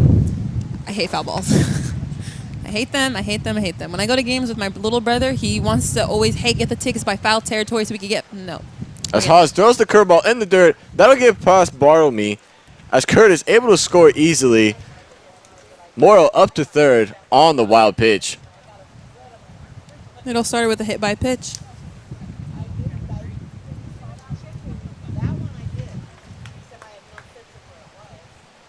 And Haas has a nice breaking ball. Just Bartlemy just having trouble with it so far from Haas. Maybe not used to his stuff quite yet.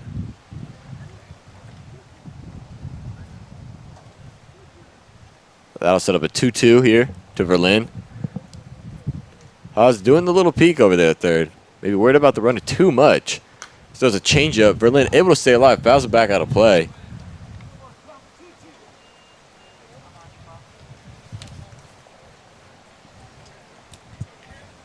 Verlin looking to not only drive the run in, but to, you know, just keep it going. You know, he doesn't want to do a sac fly or, you know, make an out for a run. As Verlin hits it to LeBeau right at him, able to make the play for the second out. Morrow, good base running as he stays put at third. All LeBeau had to do was move a little bit to his left, put the glove out right there. It was soft enough, not hit hard enough for him to actually jump or anything. So great play from LeBeau. So that'll bring up big power hitter, Justin Glover, looking to get that second insurance run of the inning in here for the Wildcats as he takes a fastball up in the zone. As he has the sunglasses on. Don't see that too often. I think it's cool. Like I said earlier. Glover. Brings a little swagger, I guess you could say. Glover hitting .286 in the season. He only has one home run, and that's the only extra base hit he has on the season. So he looks like a big power hitter, you know, the way he's built. But, you know, the numbers don't lie, and he only has one extra base hit to play with. He swung and missed on that fantastic changeup from Haas. Able to even up the count 1-1 as he fouls it back, straight back into the netting. Haas ahead 1-2, looking to escape this jam. He only has one extra base hit, one home run, because he only has 7 at-bats. So that actually, like, that goes against what I said previous, so. As Glover fouls it right back behind us, out of play, as Haas shows a little bit of frustration, as you see our camera crew on the left field side. They're, you know, rotating. That's what you got to do. You got to wait your turn. I used to do every 2 innings. We would switch. Camera's fun, guys. If you want to be a cameraman, you got to join this class. It's just amazing. Especially when we would do basketball games, that was the most exciting. I would be the camera right underneath the, what do you call that thing in basketball? Where they would score the thing? The rim? The rim. Hoop? The hoop? The hoop.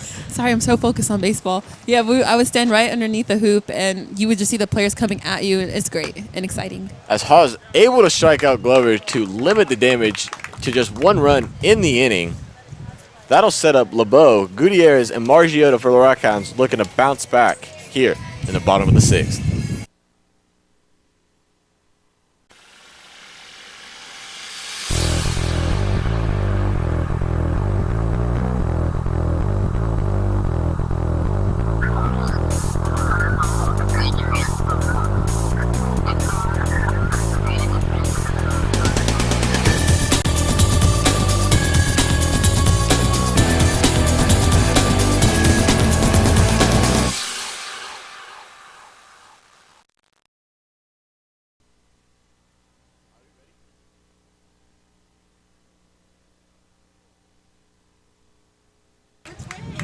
Welcome back, as we have Kenny LeBeau leading off for the Rock Hounds in the bottom of the 6th.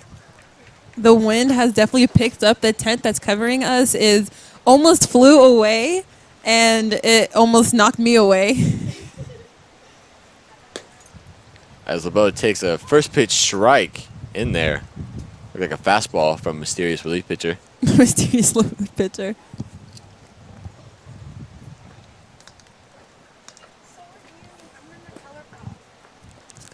Ball in the dirt. As LeBeau is looking to get another inning started, just like the last half inning in the 5th, or I should say last inning in the 5th for the Rock Hounds, and chip away at this deficit the Rock Hounds are in as he fouls it back right in front of us once again as Soad scared. I'm going to need them to just calm down, and, you know, the field is in front of them, not behind them, so. Foul balls are part of the game, though. As LeBeau ready for the 1-2. I'm just going to ignore you. Almost hit the umpire there on the third base side. Just foul on the left side part of the line. You know, that was actually a funny play by the umpire because he's trying to get out the way. He did a spin move and then looks back. Yeah, it was foul. But almost looked like a little dance move. But in those situations, how do you know if it was foul? Because, you know, gotta keep doing a grinding the ball. two-step back there. I'm only kidding when I say the whole foul tipping it back to us because it's part of baseball. I'm joking. Oh, here. we all know that. That's me being funny. As LeBeau takes a nice breaking ball just off the plate from Mysterious Relief Pitcher. What do you see from Mysterious Relief Pitcher so far? I think he has a really good fastball. It looks like he has almost like a knuckleball as LeBeau fouls it. That's why the R.A. Dickey comparison comes. It's almost it. I don't know what it is exactly. I can't quite seem to get it under. The way that he lets go so early, it looks like, and he just stops right there. Like let's take a look. It gets a lot of rotation on it, yeah, especially on the breaking balls too. As LeBeau's ready for the 2-2. Yeah, usually you see right-hand pitchers, even lefties. You just see pitchers when they finish. What I was told, what my brothers told, what my friends were told when they were playing, you slap your butt thing, kind of like Jose Fernandez did it so well. When you finish, when you let go of the pitch, you slap your butt. He doesn't do that. He stops midway almost. As a lot of pitchers do. As LeBeau swings and misses on the strikeout, that'll be the first out of the inning as Nate Gutierrez steps up for his second at-bat of the day. Number 26, Nathan Gutierrez. Like I said earlier, and a bunch of times, to each their own. I just think it's funny, or not funny. I just think it's cool how he doesn't need to have the finish that everyone else has, and yet he's so dominant. It almost looks lazy, like in a good way. It's just effortless It really does look effortless. He seems really cool, calm, and collective up there on the mound. He's ready for the 1-0. Fastball up, 2-0.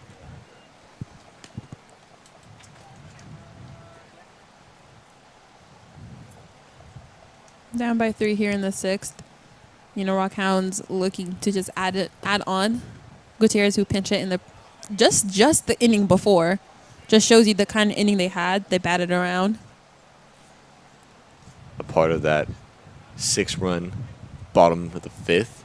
Gutierrez was able to chip in with a nice RBI single as he hits it left center. Under it is Fritz, able to make the play for the second out. Hit so well, but just right Second to where he baseman, was at. Vinny Margiota. As that'll bring up number 4, Vinny Margiota, the spark plug of this Rock Hound team. And every team needs one, and Vinny Margiota definitely is the spark plug, whether he's leading off, whether he's just in for defense, whether he's pinch hitting, no matter what, he's there. As he fouls it out of play right side. I know we've said this so many times, the whole Jose Altuve thing, not just because he's short, not because of second base, but just like in that particular at-bat, just the way he finishes is just because he's short does not mean he doesn't have power or pop, and he proves that, and he will continue to prove that no matter where he plays. Looks really comfortable at the plate, but does swing and miss on that curveball. Down 0-2 now. Quick 0-2 after the foul back. The pitcher for the Wildcats looking to get a nice bounce back inning from that bottom of the 5th Rock Hounds had. 1-2-3 as Margiota, I should say, takes a ball low and away. He definitely jumped off that mountain too. You know what I like from pitchers too? I actually haven't been paying attention enough to notice it from college, but when they strike out and they walk around the mound, I'm sure they do that. Margiota able just to get a piece. Oh, actually, no. Swings and misses on the curveball. Hout's able to throw it on the glove at first for the put out. So an easy 1-2-3 inning for the Wildcats. That'll bring up Fields, Houts, and Fritz.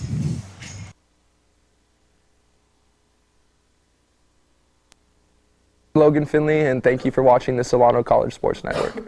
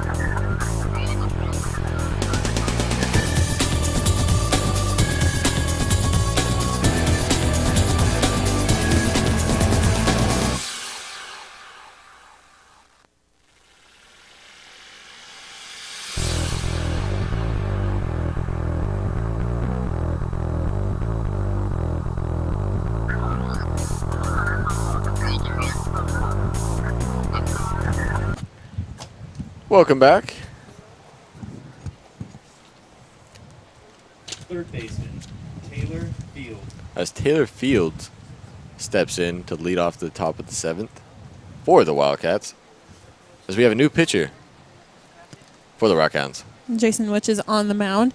I do not have him on my stat sheets, so if you would just give me just a second. Oh, of course. While I use the internet. See, the thing with where we get our stats from, the California Collegiate League, website, it brings off players, I feel like, their stats as Witch able to throw the first pitch fastball in there for a strike.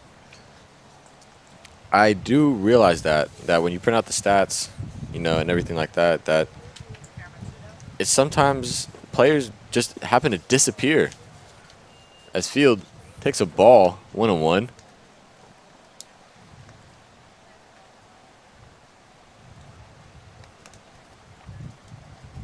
Which out of the set today, coming in relief as Field fouls it back. 1-2.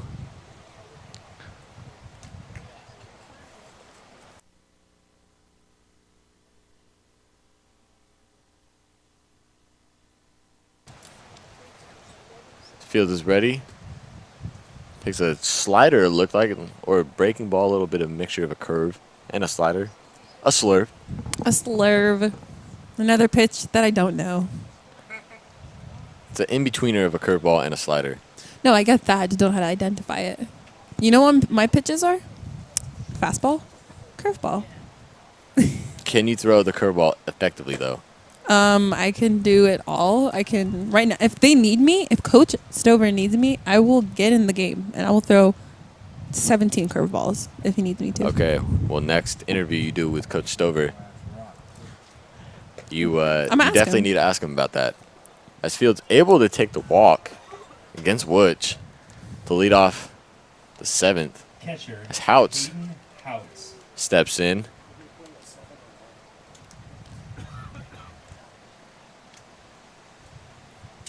And Wooch from College of Marin.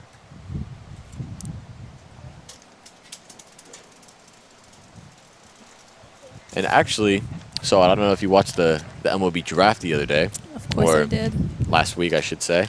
But his former teammate, Chu, second baseman for Marin this past season, that's how it's able to get the first pitch for a ball against him. Actually got drafted. Yeah. Isn't that something? It's crazy that, you know, people we see, you know, out on the field, especially in front of us, that we broadcasted to, yeah, I hope ended up getting drafted. As Houts fouls it right in front of us, hits the netting. That is what I'm talking about. And drops about. one of our equipment pieces. 1-1. I didn't get that scared though. So I'm proud of myself. I'm pretty sure you just jumped up from your seat. No, I'm stretching. Anyway, I found Jason Wetch's stats, so I'm going to read them after this pitch. That's how it fouls it off the end of the bat. 1-2. All right, so he's 6 foot, 165 pounds. He's a freshman. He's a right-hand pitcher, obviously. His major is business administration. Favorite team, the Giants. Woo. Okay, let's do like real stats now. He has...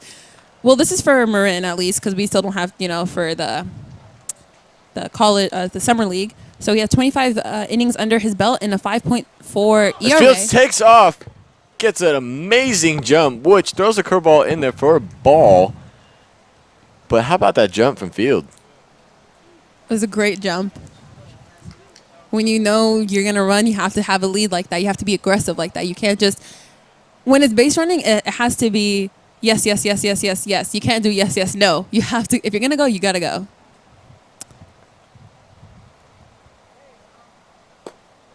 Which throws a changeup in the dirt.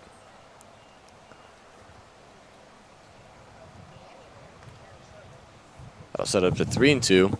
And it looked like Fields just got a good 6 steps before Wooch even delivered to the plate. And his teammates didn't even say step off. Oh, dang. Sorry, I'm reading more into what they have, like everything. His favorite athlete, Stephen Curry. That pitch misses. And he walks on that. His favorite music group / or song, Kendrick Lamar. Left fielder, Aaron Fritz. So this is fun. I'm just going to Google players now and see what their favorite songs are. Sounds good to me, so odd. As Aaron Fritz steps up with the runners on first and second, no out still. Which got himself into the jam, looking to get himself out of it. Hoping to at least get a double play ball here. As Fritz shows bunt, but Wooch able to throw a first pitch strike.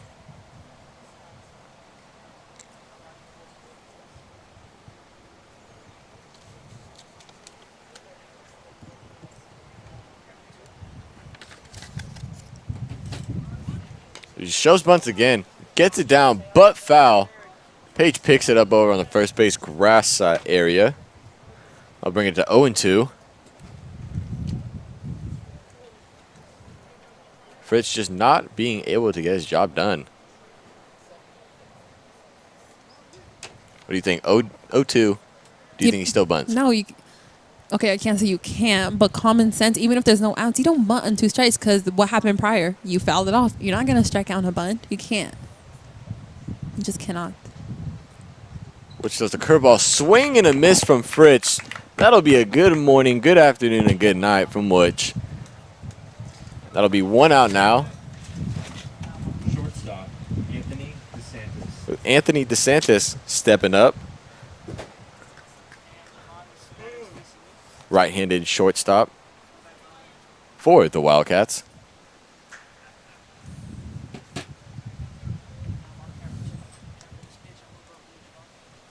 I like their uniforms, too. I like the little camouflage you have on the sleeve. Seems to be coming more and more into the game now.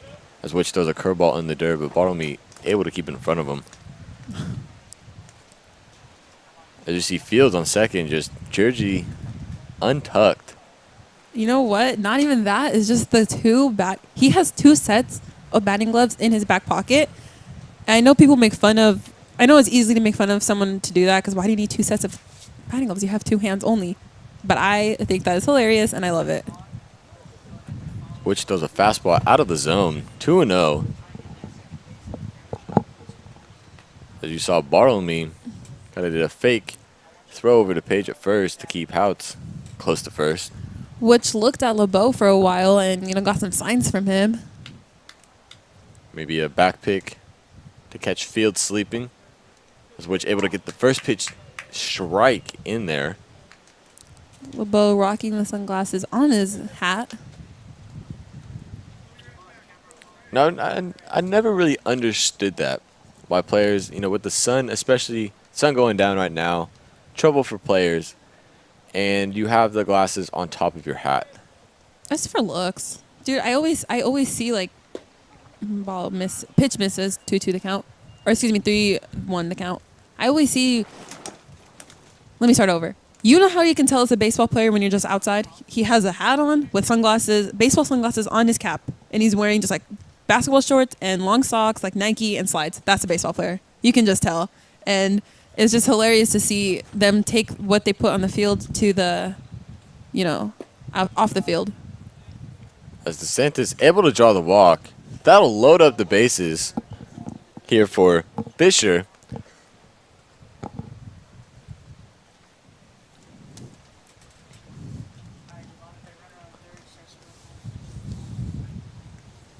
Which coming back after, Carson Hawes having the, 2 great innings that he did. So maybe he just has a little jitters. He's trying a little too hard. So he just needs to settle down a little bit and just take it pitch by pitch. Forget about the bases loaded. Forget about that. As pinch hitter, Shane Betts steps up for his first AB of the day.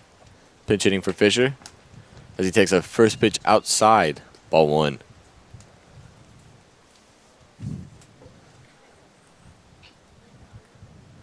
Shane Betts, is hitting .056, not even near 100. He only has 18 at-bats, 22 plate appearances. As he takes a strike outside part of the plate, 1-1, which looking to get out of this inning damage-free. Maybe get a double play ball here to get himself out of the inning. As he sets, gets the sign from Bartlemy, delivers. Betts fouls it into the Rock Hounds dugout. 1-2. In 18 at-bats, he struck out 8 times. So for him, not a good stat line, but for which, definitely, hopefully, has that in mind that he's, he chases a lot.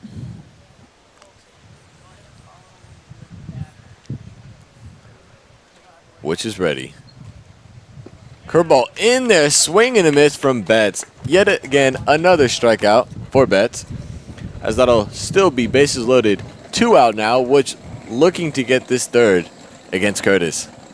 An aggressive hitter will always be an aggressive hitter. You can tone it down. You can kind of adjust yourself. But you can't really change that mentality. You can't just be like, change it, especially at the plate. So not really surprising when you look at the stats for Betts, who struck out now 9 times in 19 appearances.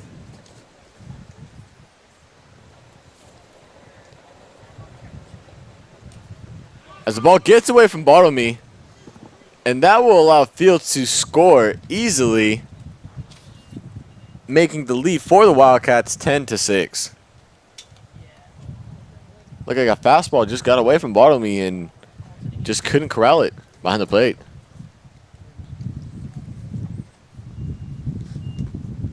It's plays like that that can't happen. You know, this huge 5th inning for the Rock Hounds, the, you know, no outs, back to back to back, everything, the home run, everything that they did, it's almost being erased with this inning. You know, it's just little things like a pass ball, miscommunication like that, that can't happen if you're trying to come back. I agree, and yet another thing to add to the list that the Rock Hounds just playing sloppy baseball, to say the least. As Woods able to throw the breaking ball in there for the first strike.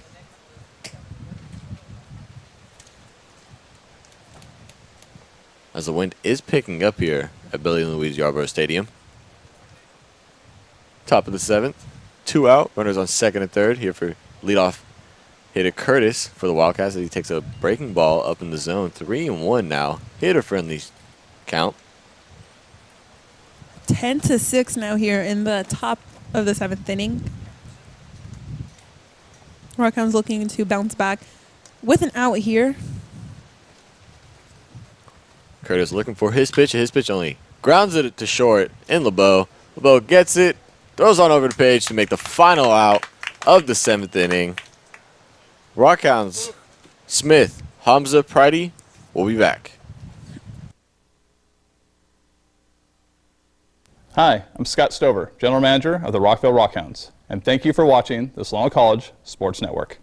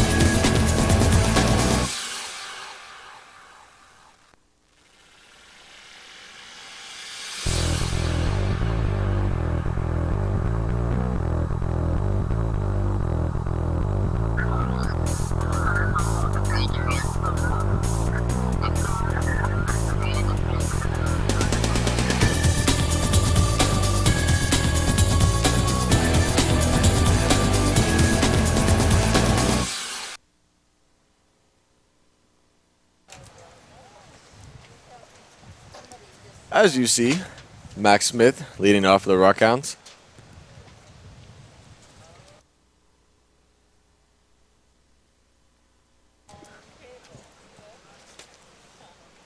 First pitch swinging, center field, still in play. Curtis out there in center, able to make the catch for the first out.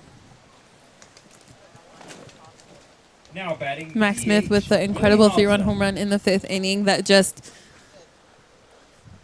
everyone knew it was gone. Verlin in right, he didn't have to move. He literally looked at it, pivoted a little bit, nope, it's gone. Just shows you the kind of power he has, the kind of power that the Rock Hounds all have. He's not the only guy that could go yard. Tom takes a ball.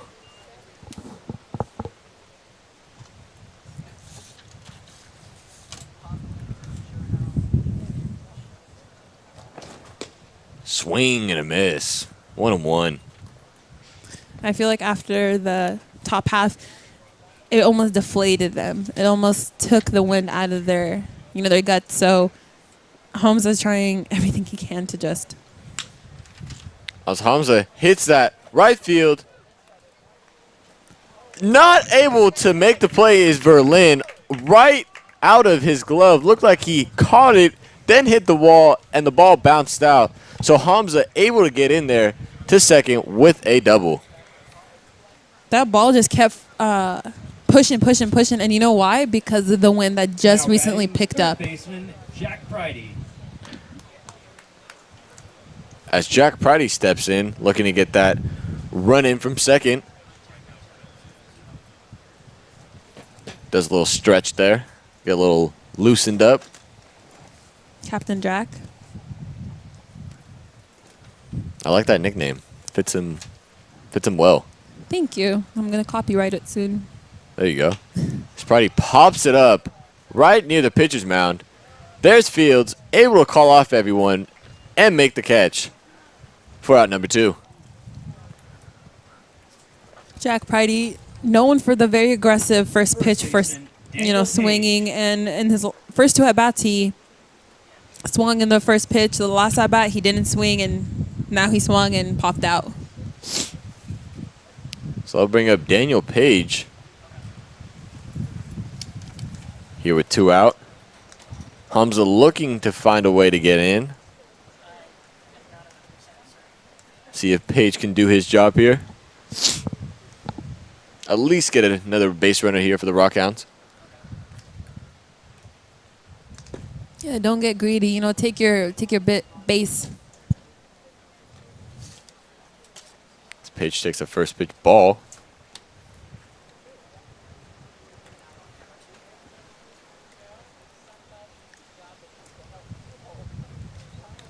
Page struggling on the day. 2 strikeouts and a ground out.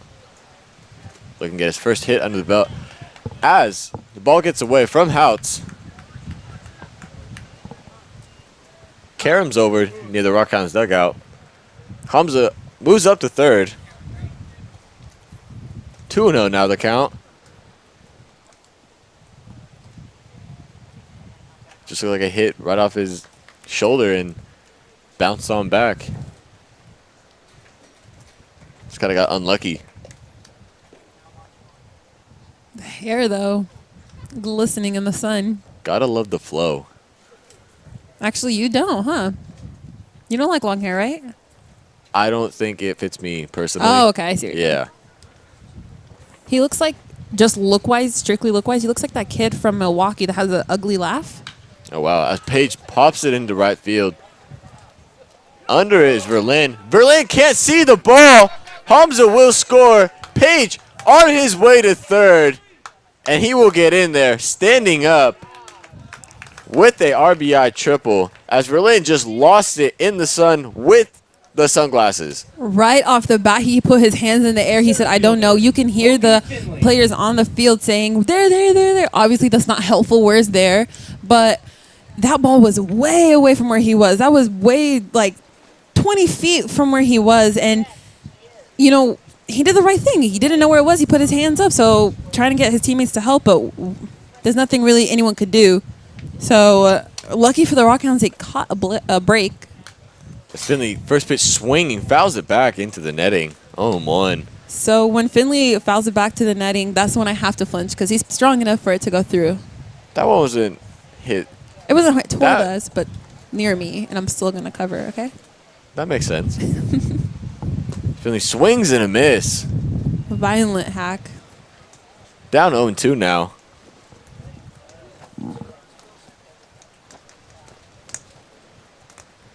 He's trying to in this situation, he's trying to go yard. He's capable of, and that's what his mindset is right now. You could tell from the previous swing.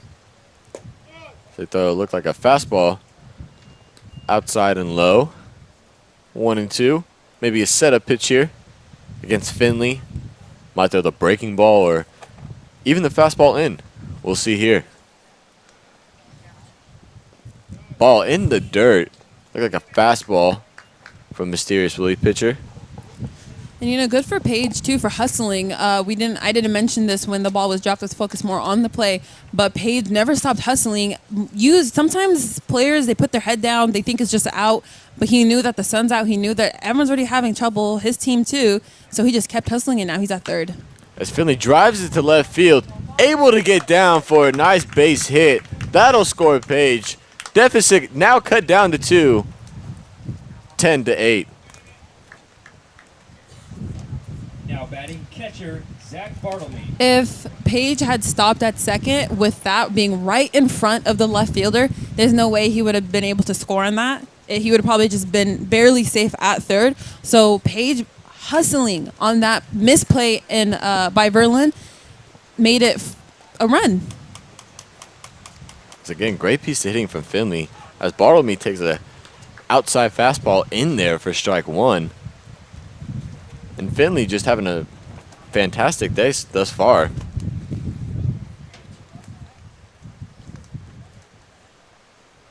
As Bartleby hits that between the third baseman and shortstop, 5-6 hole.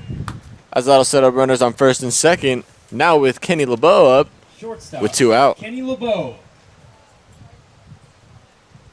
Bartleby isn't on our stat sheet, but he has proven himself today. Single in his first at bat, he got on again, made an out, but then got out again. Got on again. He's just proving himself that just because I don't play often or I'm not the starting, whatever, I'm good. It's the consistency that he has, and it's well known. He's had really good looks from the pitchers today, from either pitcher it was, whether it be the starter in Josephson or a mysterious relief pitcher. Really just hard hit balls. As we had a mound visit, but no pitching change. You saw in that same view the flags; they're just waving heavily, and that just shows you that it is really windy and anything can happen. As was the case for Verlin. But like you said, mysterious relief pitcher on the mound. As LeBeau takes a fastball in, ball 1. And the mishap out there in right field from Berlin keeps this inning alive for the Rock Hounds, able to plate 2 so far with the game-tying run on first. Again, you have to take advantage of the the plays that are given to you. That should have been an out from Verlin. He didn't see it. Ball dropped. Paige able to round all the way to third. Knick-knack, pillywhack. There he goes. As LeBeau takes a half swing there. Umpire calls it a ball. Maybe looked like a strike. It looks like, is that Nunes with Garland Webster? Garland Webster, yeah. He's getting warmed up. Baseball players are always warmed up. They always have a bat or a ball in their hand. You have to. I was, as that ball catches the corner for a strike, I was driving one day, and I look over, and I see this truck, and my coach is in there. And you know what he has? He has a glove in one hand and a softball in another hand. Wow. How was he driving?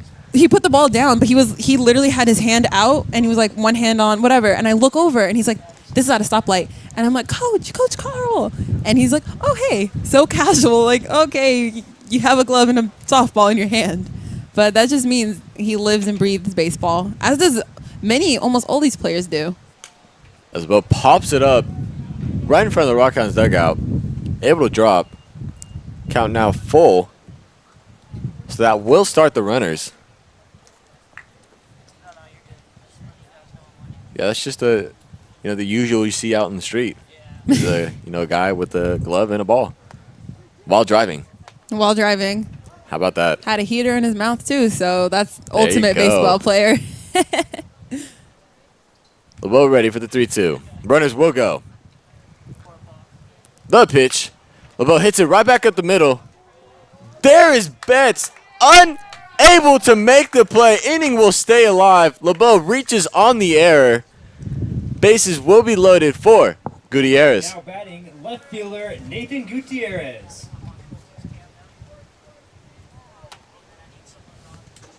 in this certain situation, Nate needs to be. I get it. You see your pitch, you have to swing, but in this situation, you just gotta be patient. You can see frustration in the pitcher. You can see frustration within the defense. You know, with Verlin, with Fisher. You need to be patient and needs to see his pitch, especially with the new pitcher coming in. So Mysterious relief pitcher will exit, and we have a new pitcher. I believe it's Dylan McPhillips here for the Wildcats now.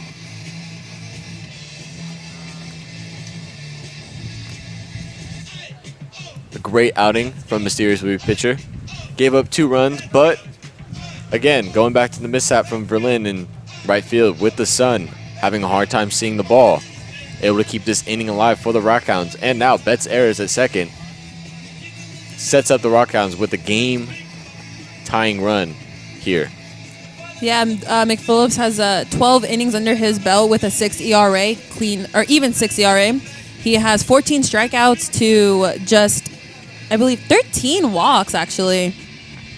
So that's pretty much a strike, a walk, and that's not really something you see a lot. He has given up 11 hits. You can see with the inflated, 6 ERA. And you don't see that quite often in innings pitched being 12. Exactly. Walks and strikeouts being at least 1 per inning. Exactly. It's just weird to say. It's literally, 14 strikeouts, 13 balls. So, or walks, excuse me. So it's just, and the way that he's pitching right now is just kind of sidearm. Has that dip to his arm angle.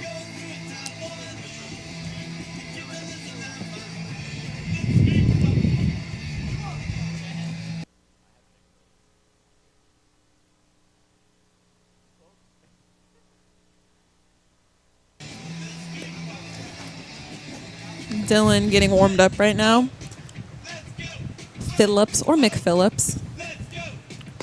We had our producer tell us it was Phillips, but on our sheets, it was McPhillips.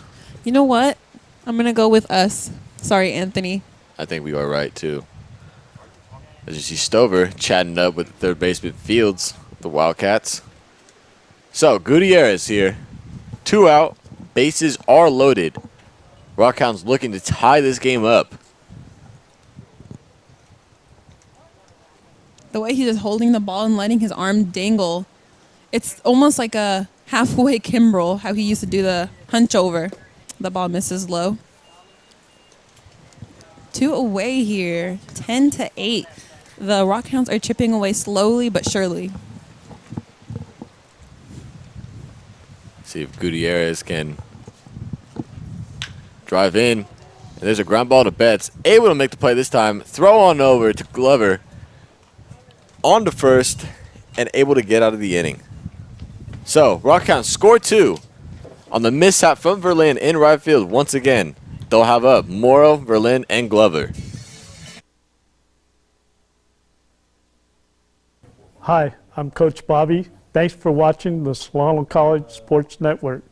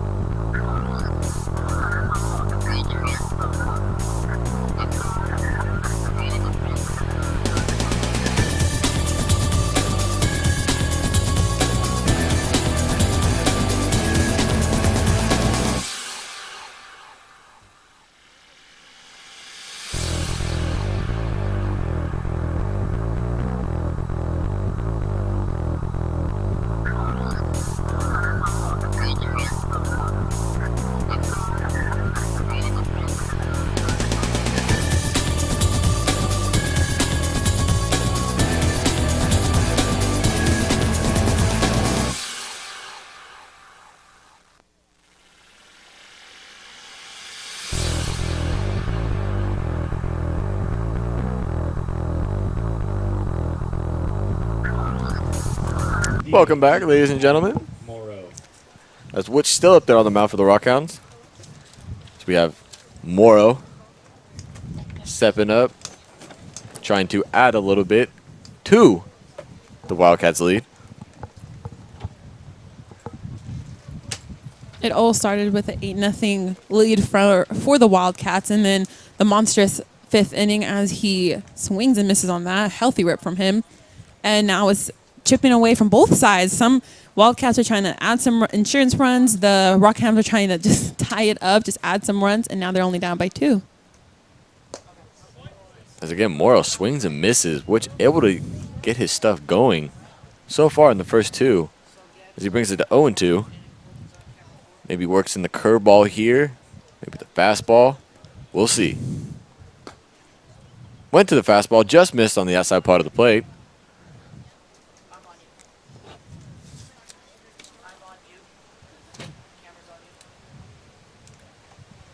See what Witch throws here. Sets the pitch. Curveball. Driven out to left. Under it is LeBeau. Able to make the play for the first out of the inning. Great hustle from Gutierrez. That's not his name. Great hustle from Gutierrez in left field.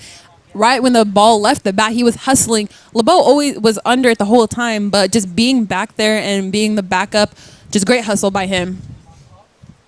I put his name together. Natures. Great play from LeBeau with the wind and the sun and the shadows. So I'll bring up Verlin as he pops it into left. Under is Gutierrez, having some trouble with the wind. Able to make the play. How about that? Wow. And you know what? He did the pop-up dance. He's first step is always back. I know that's what my coach told me, and that's what he did. And then he went in, and then he just kept running. And from my view, I thought it was going to drop way in front of him. He dove, stretched his arm, and made the incredible catch. I thought at first he trapped it, but umpire signaling that it was indeed an out, and it was a great out, great play by Gutierrez. Now 2 away here. The wind really playing a key in today's ball game. As Witch throws a breaking ball in there, strike 1. You like that breaking ball? It's really working for him, and the best pitch so far for Witch, as Glover swings and misses, down 0-2 now. It has a nice tight break to it. It's not loose. It's not floating up in the air. And it's going, that was a back door, or I should say, back foot to Glover. And I don't think Glover was expecting a breaking ball there on 0-2. What's the difference between backdoor, back foot? Backdoor is going to be start on the outside and hopefully go back to the outside part of the plate as Glover fouls it off his foot. So it'll start outside, but hopefully it'll finish on the outside part of the plate. And the back foot is going to be a breaking ball that'll, ideally run towards his back foot. As Witch does the fastball up, Glover, left side, foul. Pridey there chasing the ball, not able to make the play. I felt like the ball was just going to keep drifting away. Pridey putting in 110% into that charge. Ran so hard, his hat flew off. Again, it's plays like that. Even if he didn't make the catch, it was way in front of him. Just seeing his hustle, seeing Gutierrez's hustle, backing up LeBeau, seeing how Margiota hustles on every play. Just hustle, hustle, hustle. It's great to see that they play like that, and it just shows you the way that Coach Stover, runs the team. You always hate seeing a ground ball and the guy putting his head down, jogging to first base. So just great effort by the Rock Hounds all around. Glover swings and misses. Bartlemy throws the ball over the page at first, and that'll end the inning. A nice comeback inning from Witch, 1-2-3. That'll have the Rock Hounds, Margiota, Smith, Hamza.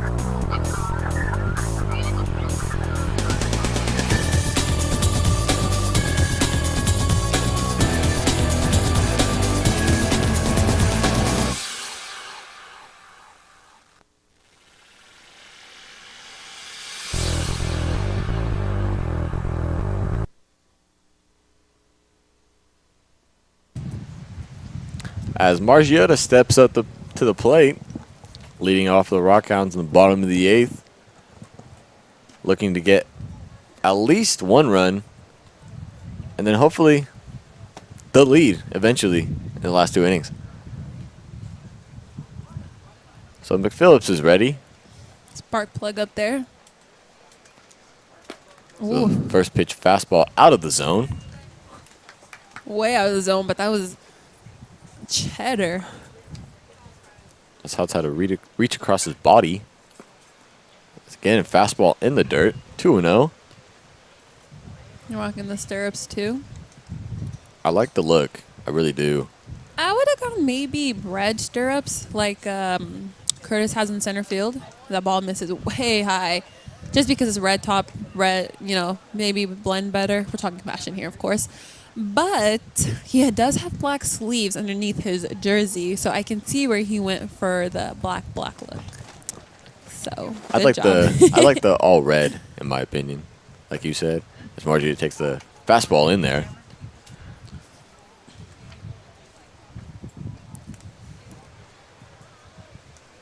Margiota hit a friendly count, 3-1, looking for his pitch.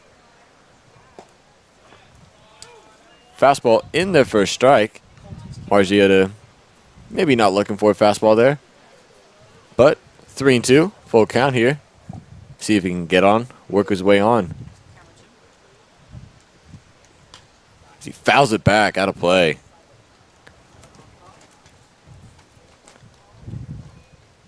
Looking to hopefully get on for the power hitter, Max Smith. Yeah, you got on Smith deck. and then Homza, and then hopefully Pridey, Page, Finley. It just continues. So Margia pops it up, left side. Under it is DeSantis, makes the play for the first out.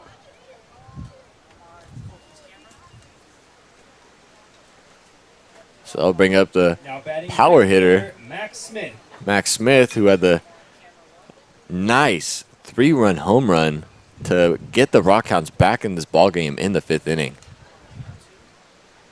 I'd like to see another one here.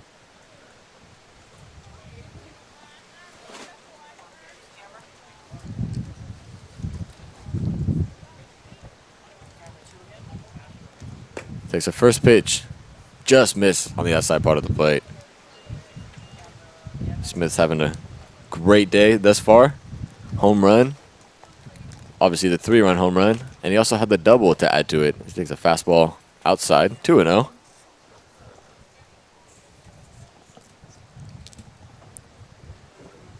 There is one out away, but that doesn't mean the rally can't start right now. In there for a strike on the fastball, 2-1. I honestly, speaking of uniforms, just love the Rock Hounds uniform. I love the bottom pinstripes, and then the tops don't have pinstripes, so it complements it well. Takes a fastball in the dirt. Looks like a hit off the plate, or maybe the glove of Houts. They'll bring it at 3-1. McPhillips might want to be careful here with Smith. Doesn't want to give up another bomb that went all the way to Toronto, that one.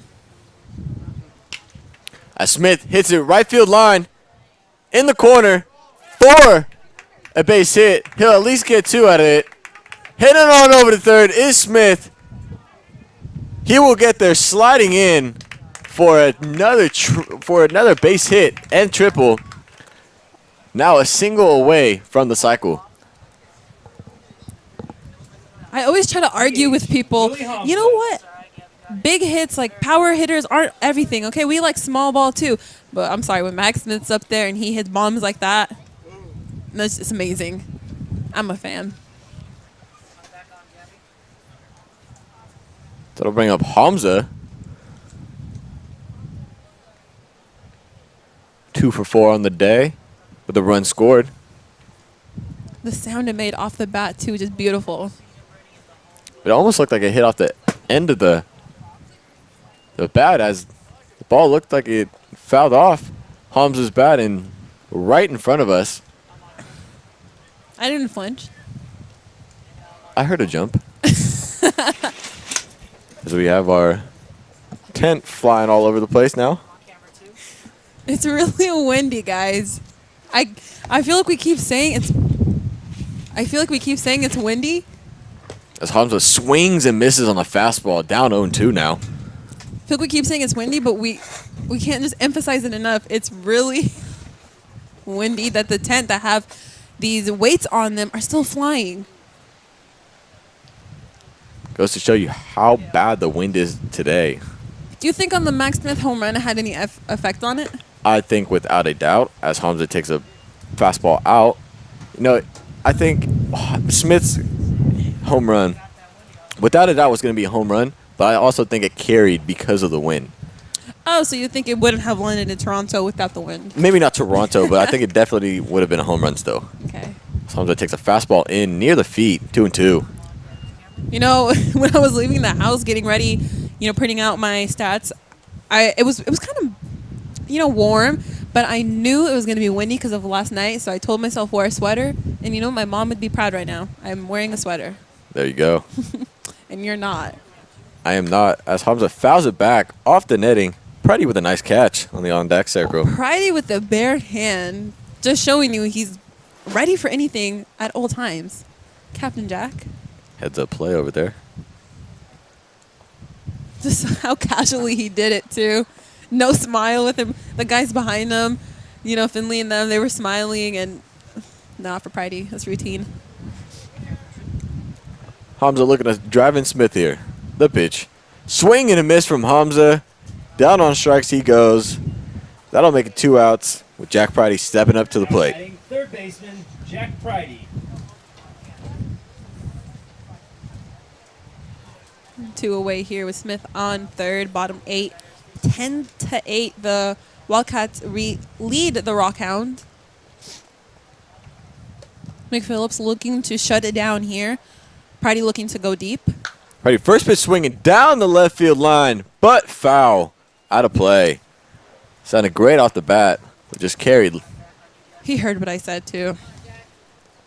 Trying not to make me look dumb. Thank you. I appreciate it, Jack. What do you think McPhillips is going to throw here? Phillips might want to throw the breaking ball, keep him off balance. He throws another fastball, catches Pridey off guard. Now down 0-2 is Pridey.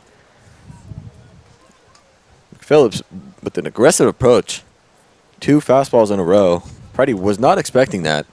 Neither were you, honestly. I was not. As he delivers. Fastball. Pridey grounds it over the Fields. Fields makes the throw over to Glover. And the Rock Hounds are set down. So, Rock Hounds unable to score Smith on that triple. And that'll bring up Fields, Houts, and Fritz for the Wildcats. Here in the top of the 9th, we go.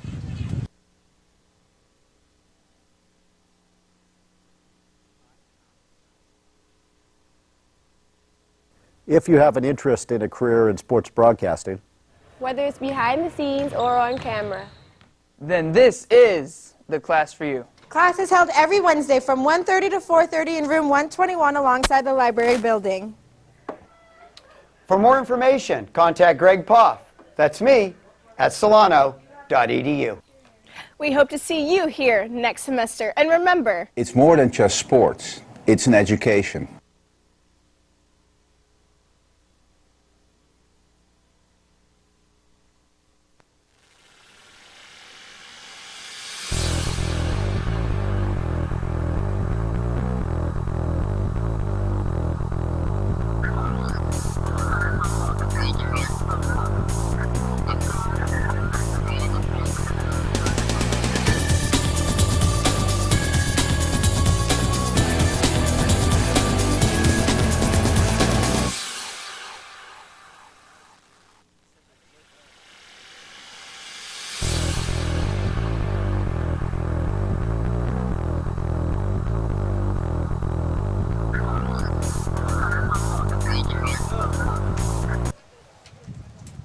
As Fields steps up to lead off the 9th, Wildcats looking to add to their lead.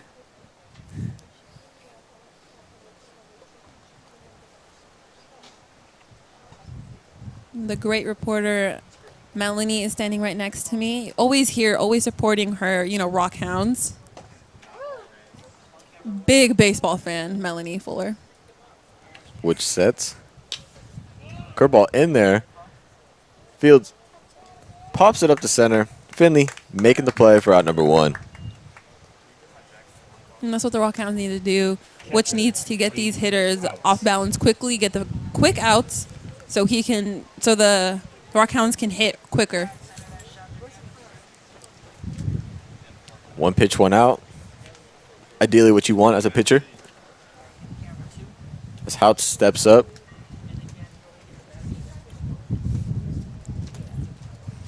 Takes a first pitch fastball in the dirt for a ball.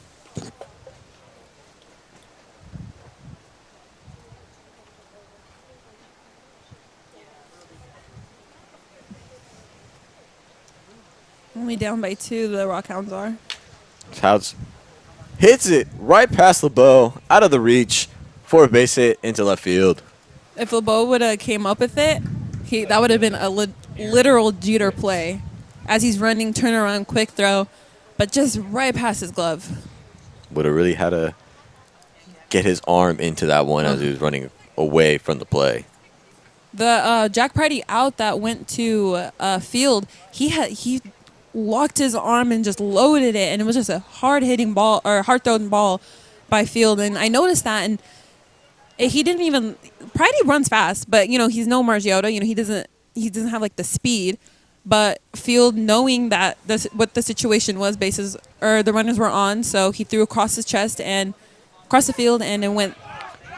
His breaking ball gets past Bartlemy, right under his glove. Hout moves on over to second on the pass ball.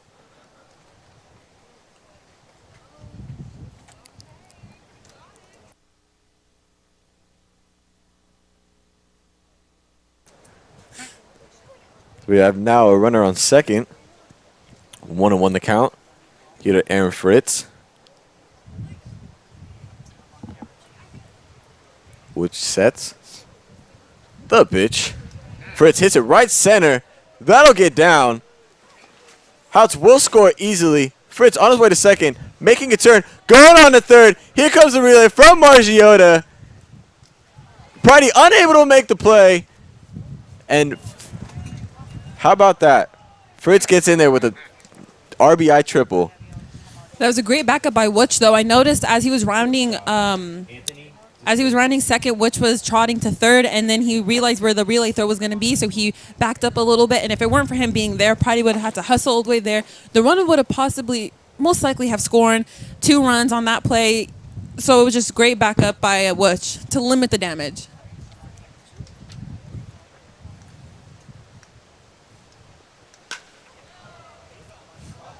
As that'll be an RBI base hit for Anthony DeSantis. And how about that lead now, 12-8. It started out with a first pitch, 1 pitch, 1 out, and now it just is like trickling away from Wutch. He just needs to settle down a little bit, take a deep breath and just, I don't mean this in a rude way, but just to calm down, I think a good thing here, as Betts swings and misses on the breaking ball, a good thing here would be for Bartlemy to, go out to the mound and calm his pitchers down. That's when you like the catcher coming out? I do. Which sets. Well, looks like Bentz went, according to the home plate umpire. Couldn't hold up. Sorry. Do you like when third baseman, shortstop, like the infielders come in and talk to you? I don't mind that usually, but when my catcher comes out, I don't mind my catcher coming out either, but if it comes excessive, then it just, kind of grinds my gears, I guess you could say. As Betts fouls it right side. Page running towards the foul line. Unable to make the play. Out of play. No, I get what you're saying, though, because that kind of lowers your confidence, your self-esteem when your catcher, your third baseman, whatever, are coming out and have to talk to you so often. It's like, okay, I get it. I'm not doing bad. I'm not doing good, so shut up and let me fix it. Still 0-2. As Bartlemy gets crossed up, it looks like.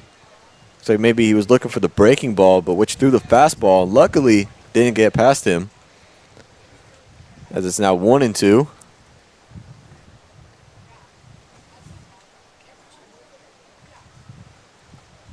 which looks on over. DeSantis. Breaking ball. Broken bat. Right up the middle for a base hit. DeSantis going on to third. Here's the throw from Finley. In there's DeSantis. There goes Betts on to second. Out of there. Thankfully, Pridey knew that Betts was going to second because on that play, Finley should not have thrown to third. He should have thrown to second because he would have advanced, to third easily. So Finley made a mistake there, but thankfully, Pridey knew what was happening and threw to second and gunned him down. Or else that would have been a costly mental error from Finley. Good heads-up play from third baseman Jack Pridey. Captain as he Jack. came off the bag, made the catch and threw a nice throw over to Margiota to get Betts, trying to extend it to second. I mean, Betts did everything right, though, because he saw the throw go to third, and when you see someone do that, you have to take the you take the advantage and you take your base. But in that moment, Pridey did everything perfect and gunned him down.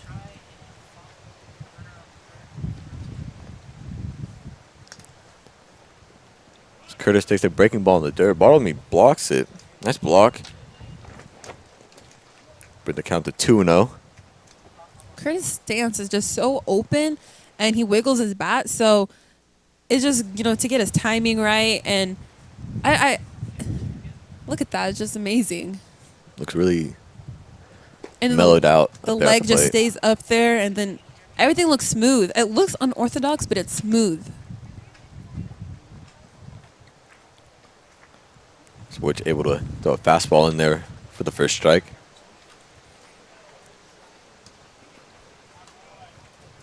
Ball in the dirt, but great block from Bartlemy once again. Santos has to trot back to third. Very friendly hitters count right now. 2 away in the top of the ninth. Rock Hounds trying to limit the damage so they can come in the bottom half and hopefully erupt.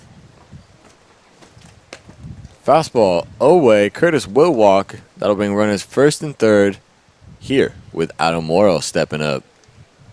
DH, Adam Moreau. Would not be surprised if we saw Curtis taking off in first. I'd be surprised if he didn't. I wouldn't. In this situation, when there's a runner on third and then the runner on first takes off, usually the catcher, tries to throw out the runner on second. But in my opinion, that's when Bartlemy needs to eat it. Because when he throws it down, the runner from third is going to easily score. So that's like the game plan that the Wildcats are trying to do if, he goes, that is. Curtis looking to put some pressure on the Rock Hounds, make them play defense. See what happens if he decides to take off. Doesn't. But ball in the dirt from Wooch, 1-0. I see it a lot, and especially with the Rock Hounds when there's a runner on first and third and runner on first steals second, the catcher, throws to second. I get if you think you're going to get him, there's 2 outs, but if you're not sure, don't do it because now another run scores. So I never really understood that play. As you see a swing and a miss from Morrow. Looking to leave the yard here. 1-1.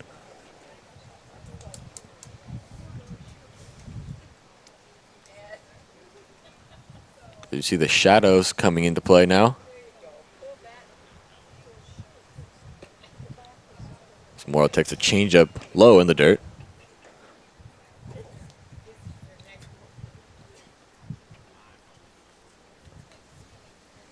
Shadows really play a factor late in the game. It's just like the sun is equally distracting. As there goes Curtis on the breaking ball. There's the throw from Bartlemy. LeBeau cuts it off, so Curtis able to get in there with the easy stolen base. That sets up a 2-2 count for Morrow. 2 runners now in scoring position. Thankfully, on that play, DeSantis did not score from third, which he could have done, but LeBeau cutting it off made it hard for DeSantis from third scoring. So that was a great heads-up play on both sides, base running wise and defensively. So there's the breaking ball, just missed. Didn't come back as much as Witch wanted to. I'm not sure where just that missed the missed. outside part of the plate. So I'll bring it a full count now. So Witch has a base to play with, but also has Verlin on deck. Delivers. Felt right past Pridey, and that'll bring in 2. There goes Morrow with the 2 RBI double, and that'll put this game to 14-8 Wildcats. And just like that, the momentum shifts right back to the Wildcats. Right when the Rock Hounds were making it known that their presence are here and they're gonna stay here in the 5th inning when they erupted. And just like that, they're down 14-8.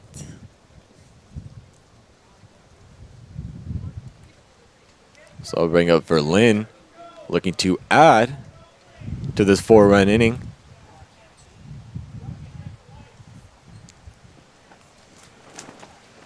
See a ball in the dirt from Witch.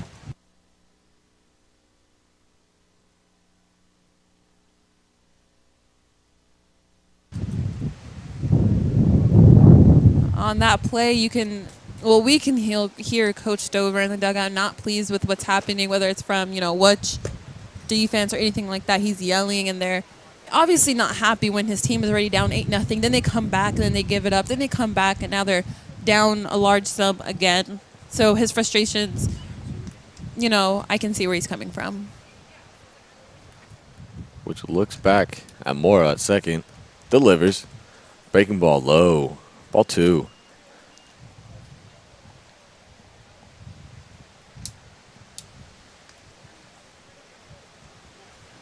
Just deflated the Rock Hounds. Absolutely killed any type of rhythm the Rock Hounds going. So which was an inside fastball in there for strike 2. And you got the Wildcats dugout chirping again. They're almost all of them are on the railing hanging out. They look relaxed again. Which was the breaking ball. Swing and a miss from Verlin. That'll end the inning. But Wildcats able to add 4 to their lead. That'll bring it 14-8. Rock Hounds with their last licks in the bottom of the 9th. We'll be back.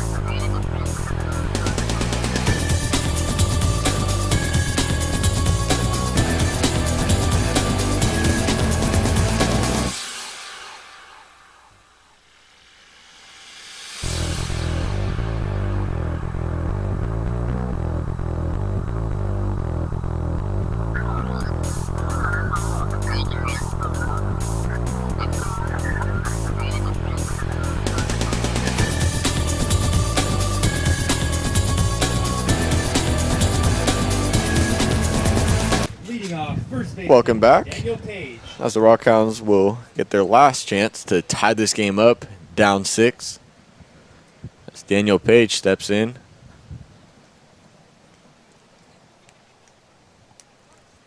Got his first hit, his last at-bat from that mishap in right field in Berlin as he takes the inside fastball. You're down by 6. I know it crushes you as a player, as a team, but you can't really think about that right now. You have to think about the 3 outs that are remaining and take advantage of it. Page pops it up left side. Field's running out of room, out of play.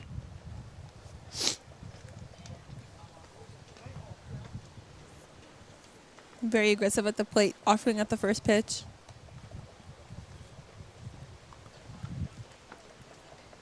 Phillips looking to put down Page. 1, 2, 3. See if he can do it here.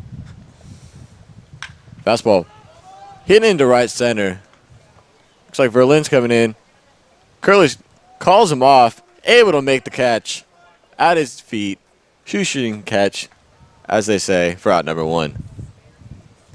The winds are really playing a factor in here, and honestly, it's all these outs have been almost identical to one another when it comes to the balls in the air. They've all been flyouts that are so high in the air but die just right in front of the warning track, right to the outfielder. Finley takes a fastball outside for a ball. Yeah, anything up in the air today really is just not a guaranteed out. And we saw many of those. Finley takes a fastball outside for a strike. Finley starting the rally in the top of the fifth with his incredible catch, and then the single, and then the bunts, and then the amazing fifth inning for the Rock Hounds, but they could not keep the tie. Finley swings and misses on the fastball from McPhillips. That'll bring it to 2-2. Evens it up. Again, the Rock Hounds fought back in that fifth, made it close game 8-6. And the pitching just could not keep them in the game. Finley takes a fastball out. Just really thought we saw them, get that confidence back, get in the game. And they did when it comes to hitting, but then I'm not trying to say the wind is the reason why they're losing right now, but as Finley swings and misses, Phillips with the strikeout. It'll be 2 down here for Bartlemy coming up. I'm not saying that the wind is the reason they're losing, but when the balls keep dropping, when the balls keep carrying, when they have to do pop-up dance, and that has to happen, plus their pitching is already kind of iffy to begin with, when it's inconsistent innings and all that stuff, it piles up on you and it gets in your head and then leads to an explosive inning, whether it's your offense or their offense. As Bartlemy takes a breaking ball low in the dirt. For a ball.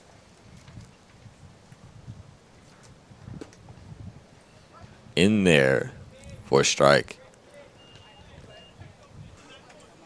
Looking to keep the Rock Hounds alive and extend for LeBeau. On deck, as you see, taking his warm-up swings. Bartlemy having a great game, though.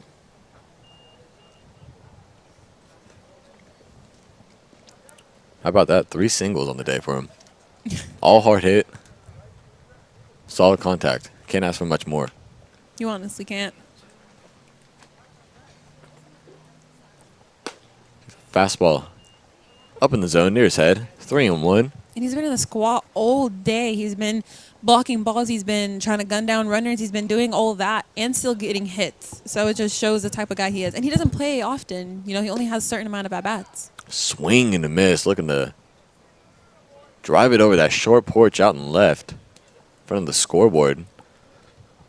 Phillips able to bring it back to full count.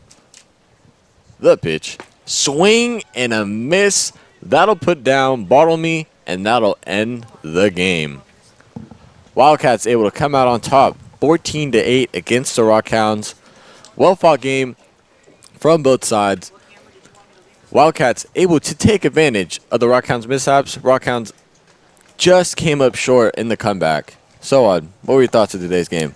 As we're looking right now at Vinny and Sandry in the dugout, they're still there. They're just chilling, and it just shows the wind is knocked out of them, and they just got the wind knocked out of them. They weren't really playing well defensively. I get the wind was an issue, but still there's certain plays that have to be made, and they weren't made. Pitching was not top-notch, with the exception of a few. For example, Carson Haas, who came out the pen and was incredible.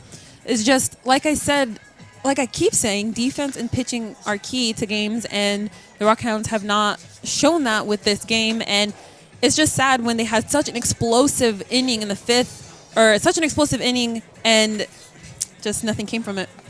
Could not have said it any better. Again, Wildcats come out on top 14-8. Chris Evaglia with my partner, Soa Blasi, here on Solano College Sports Network, the #1 source for local sports.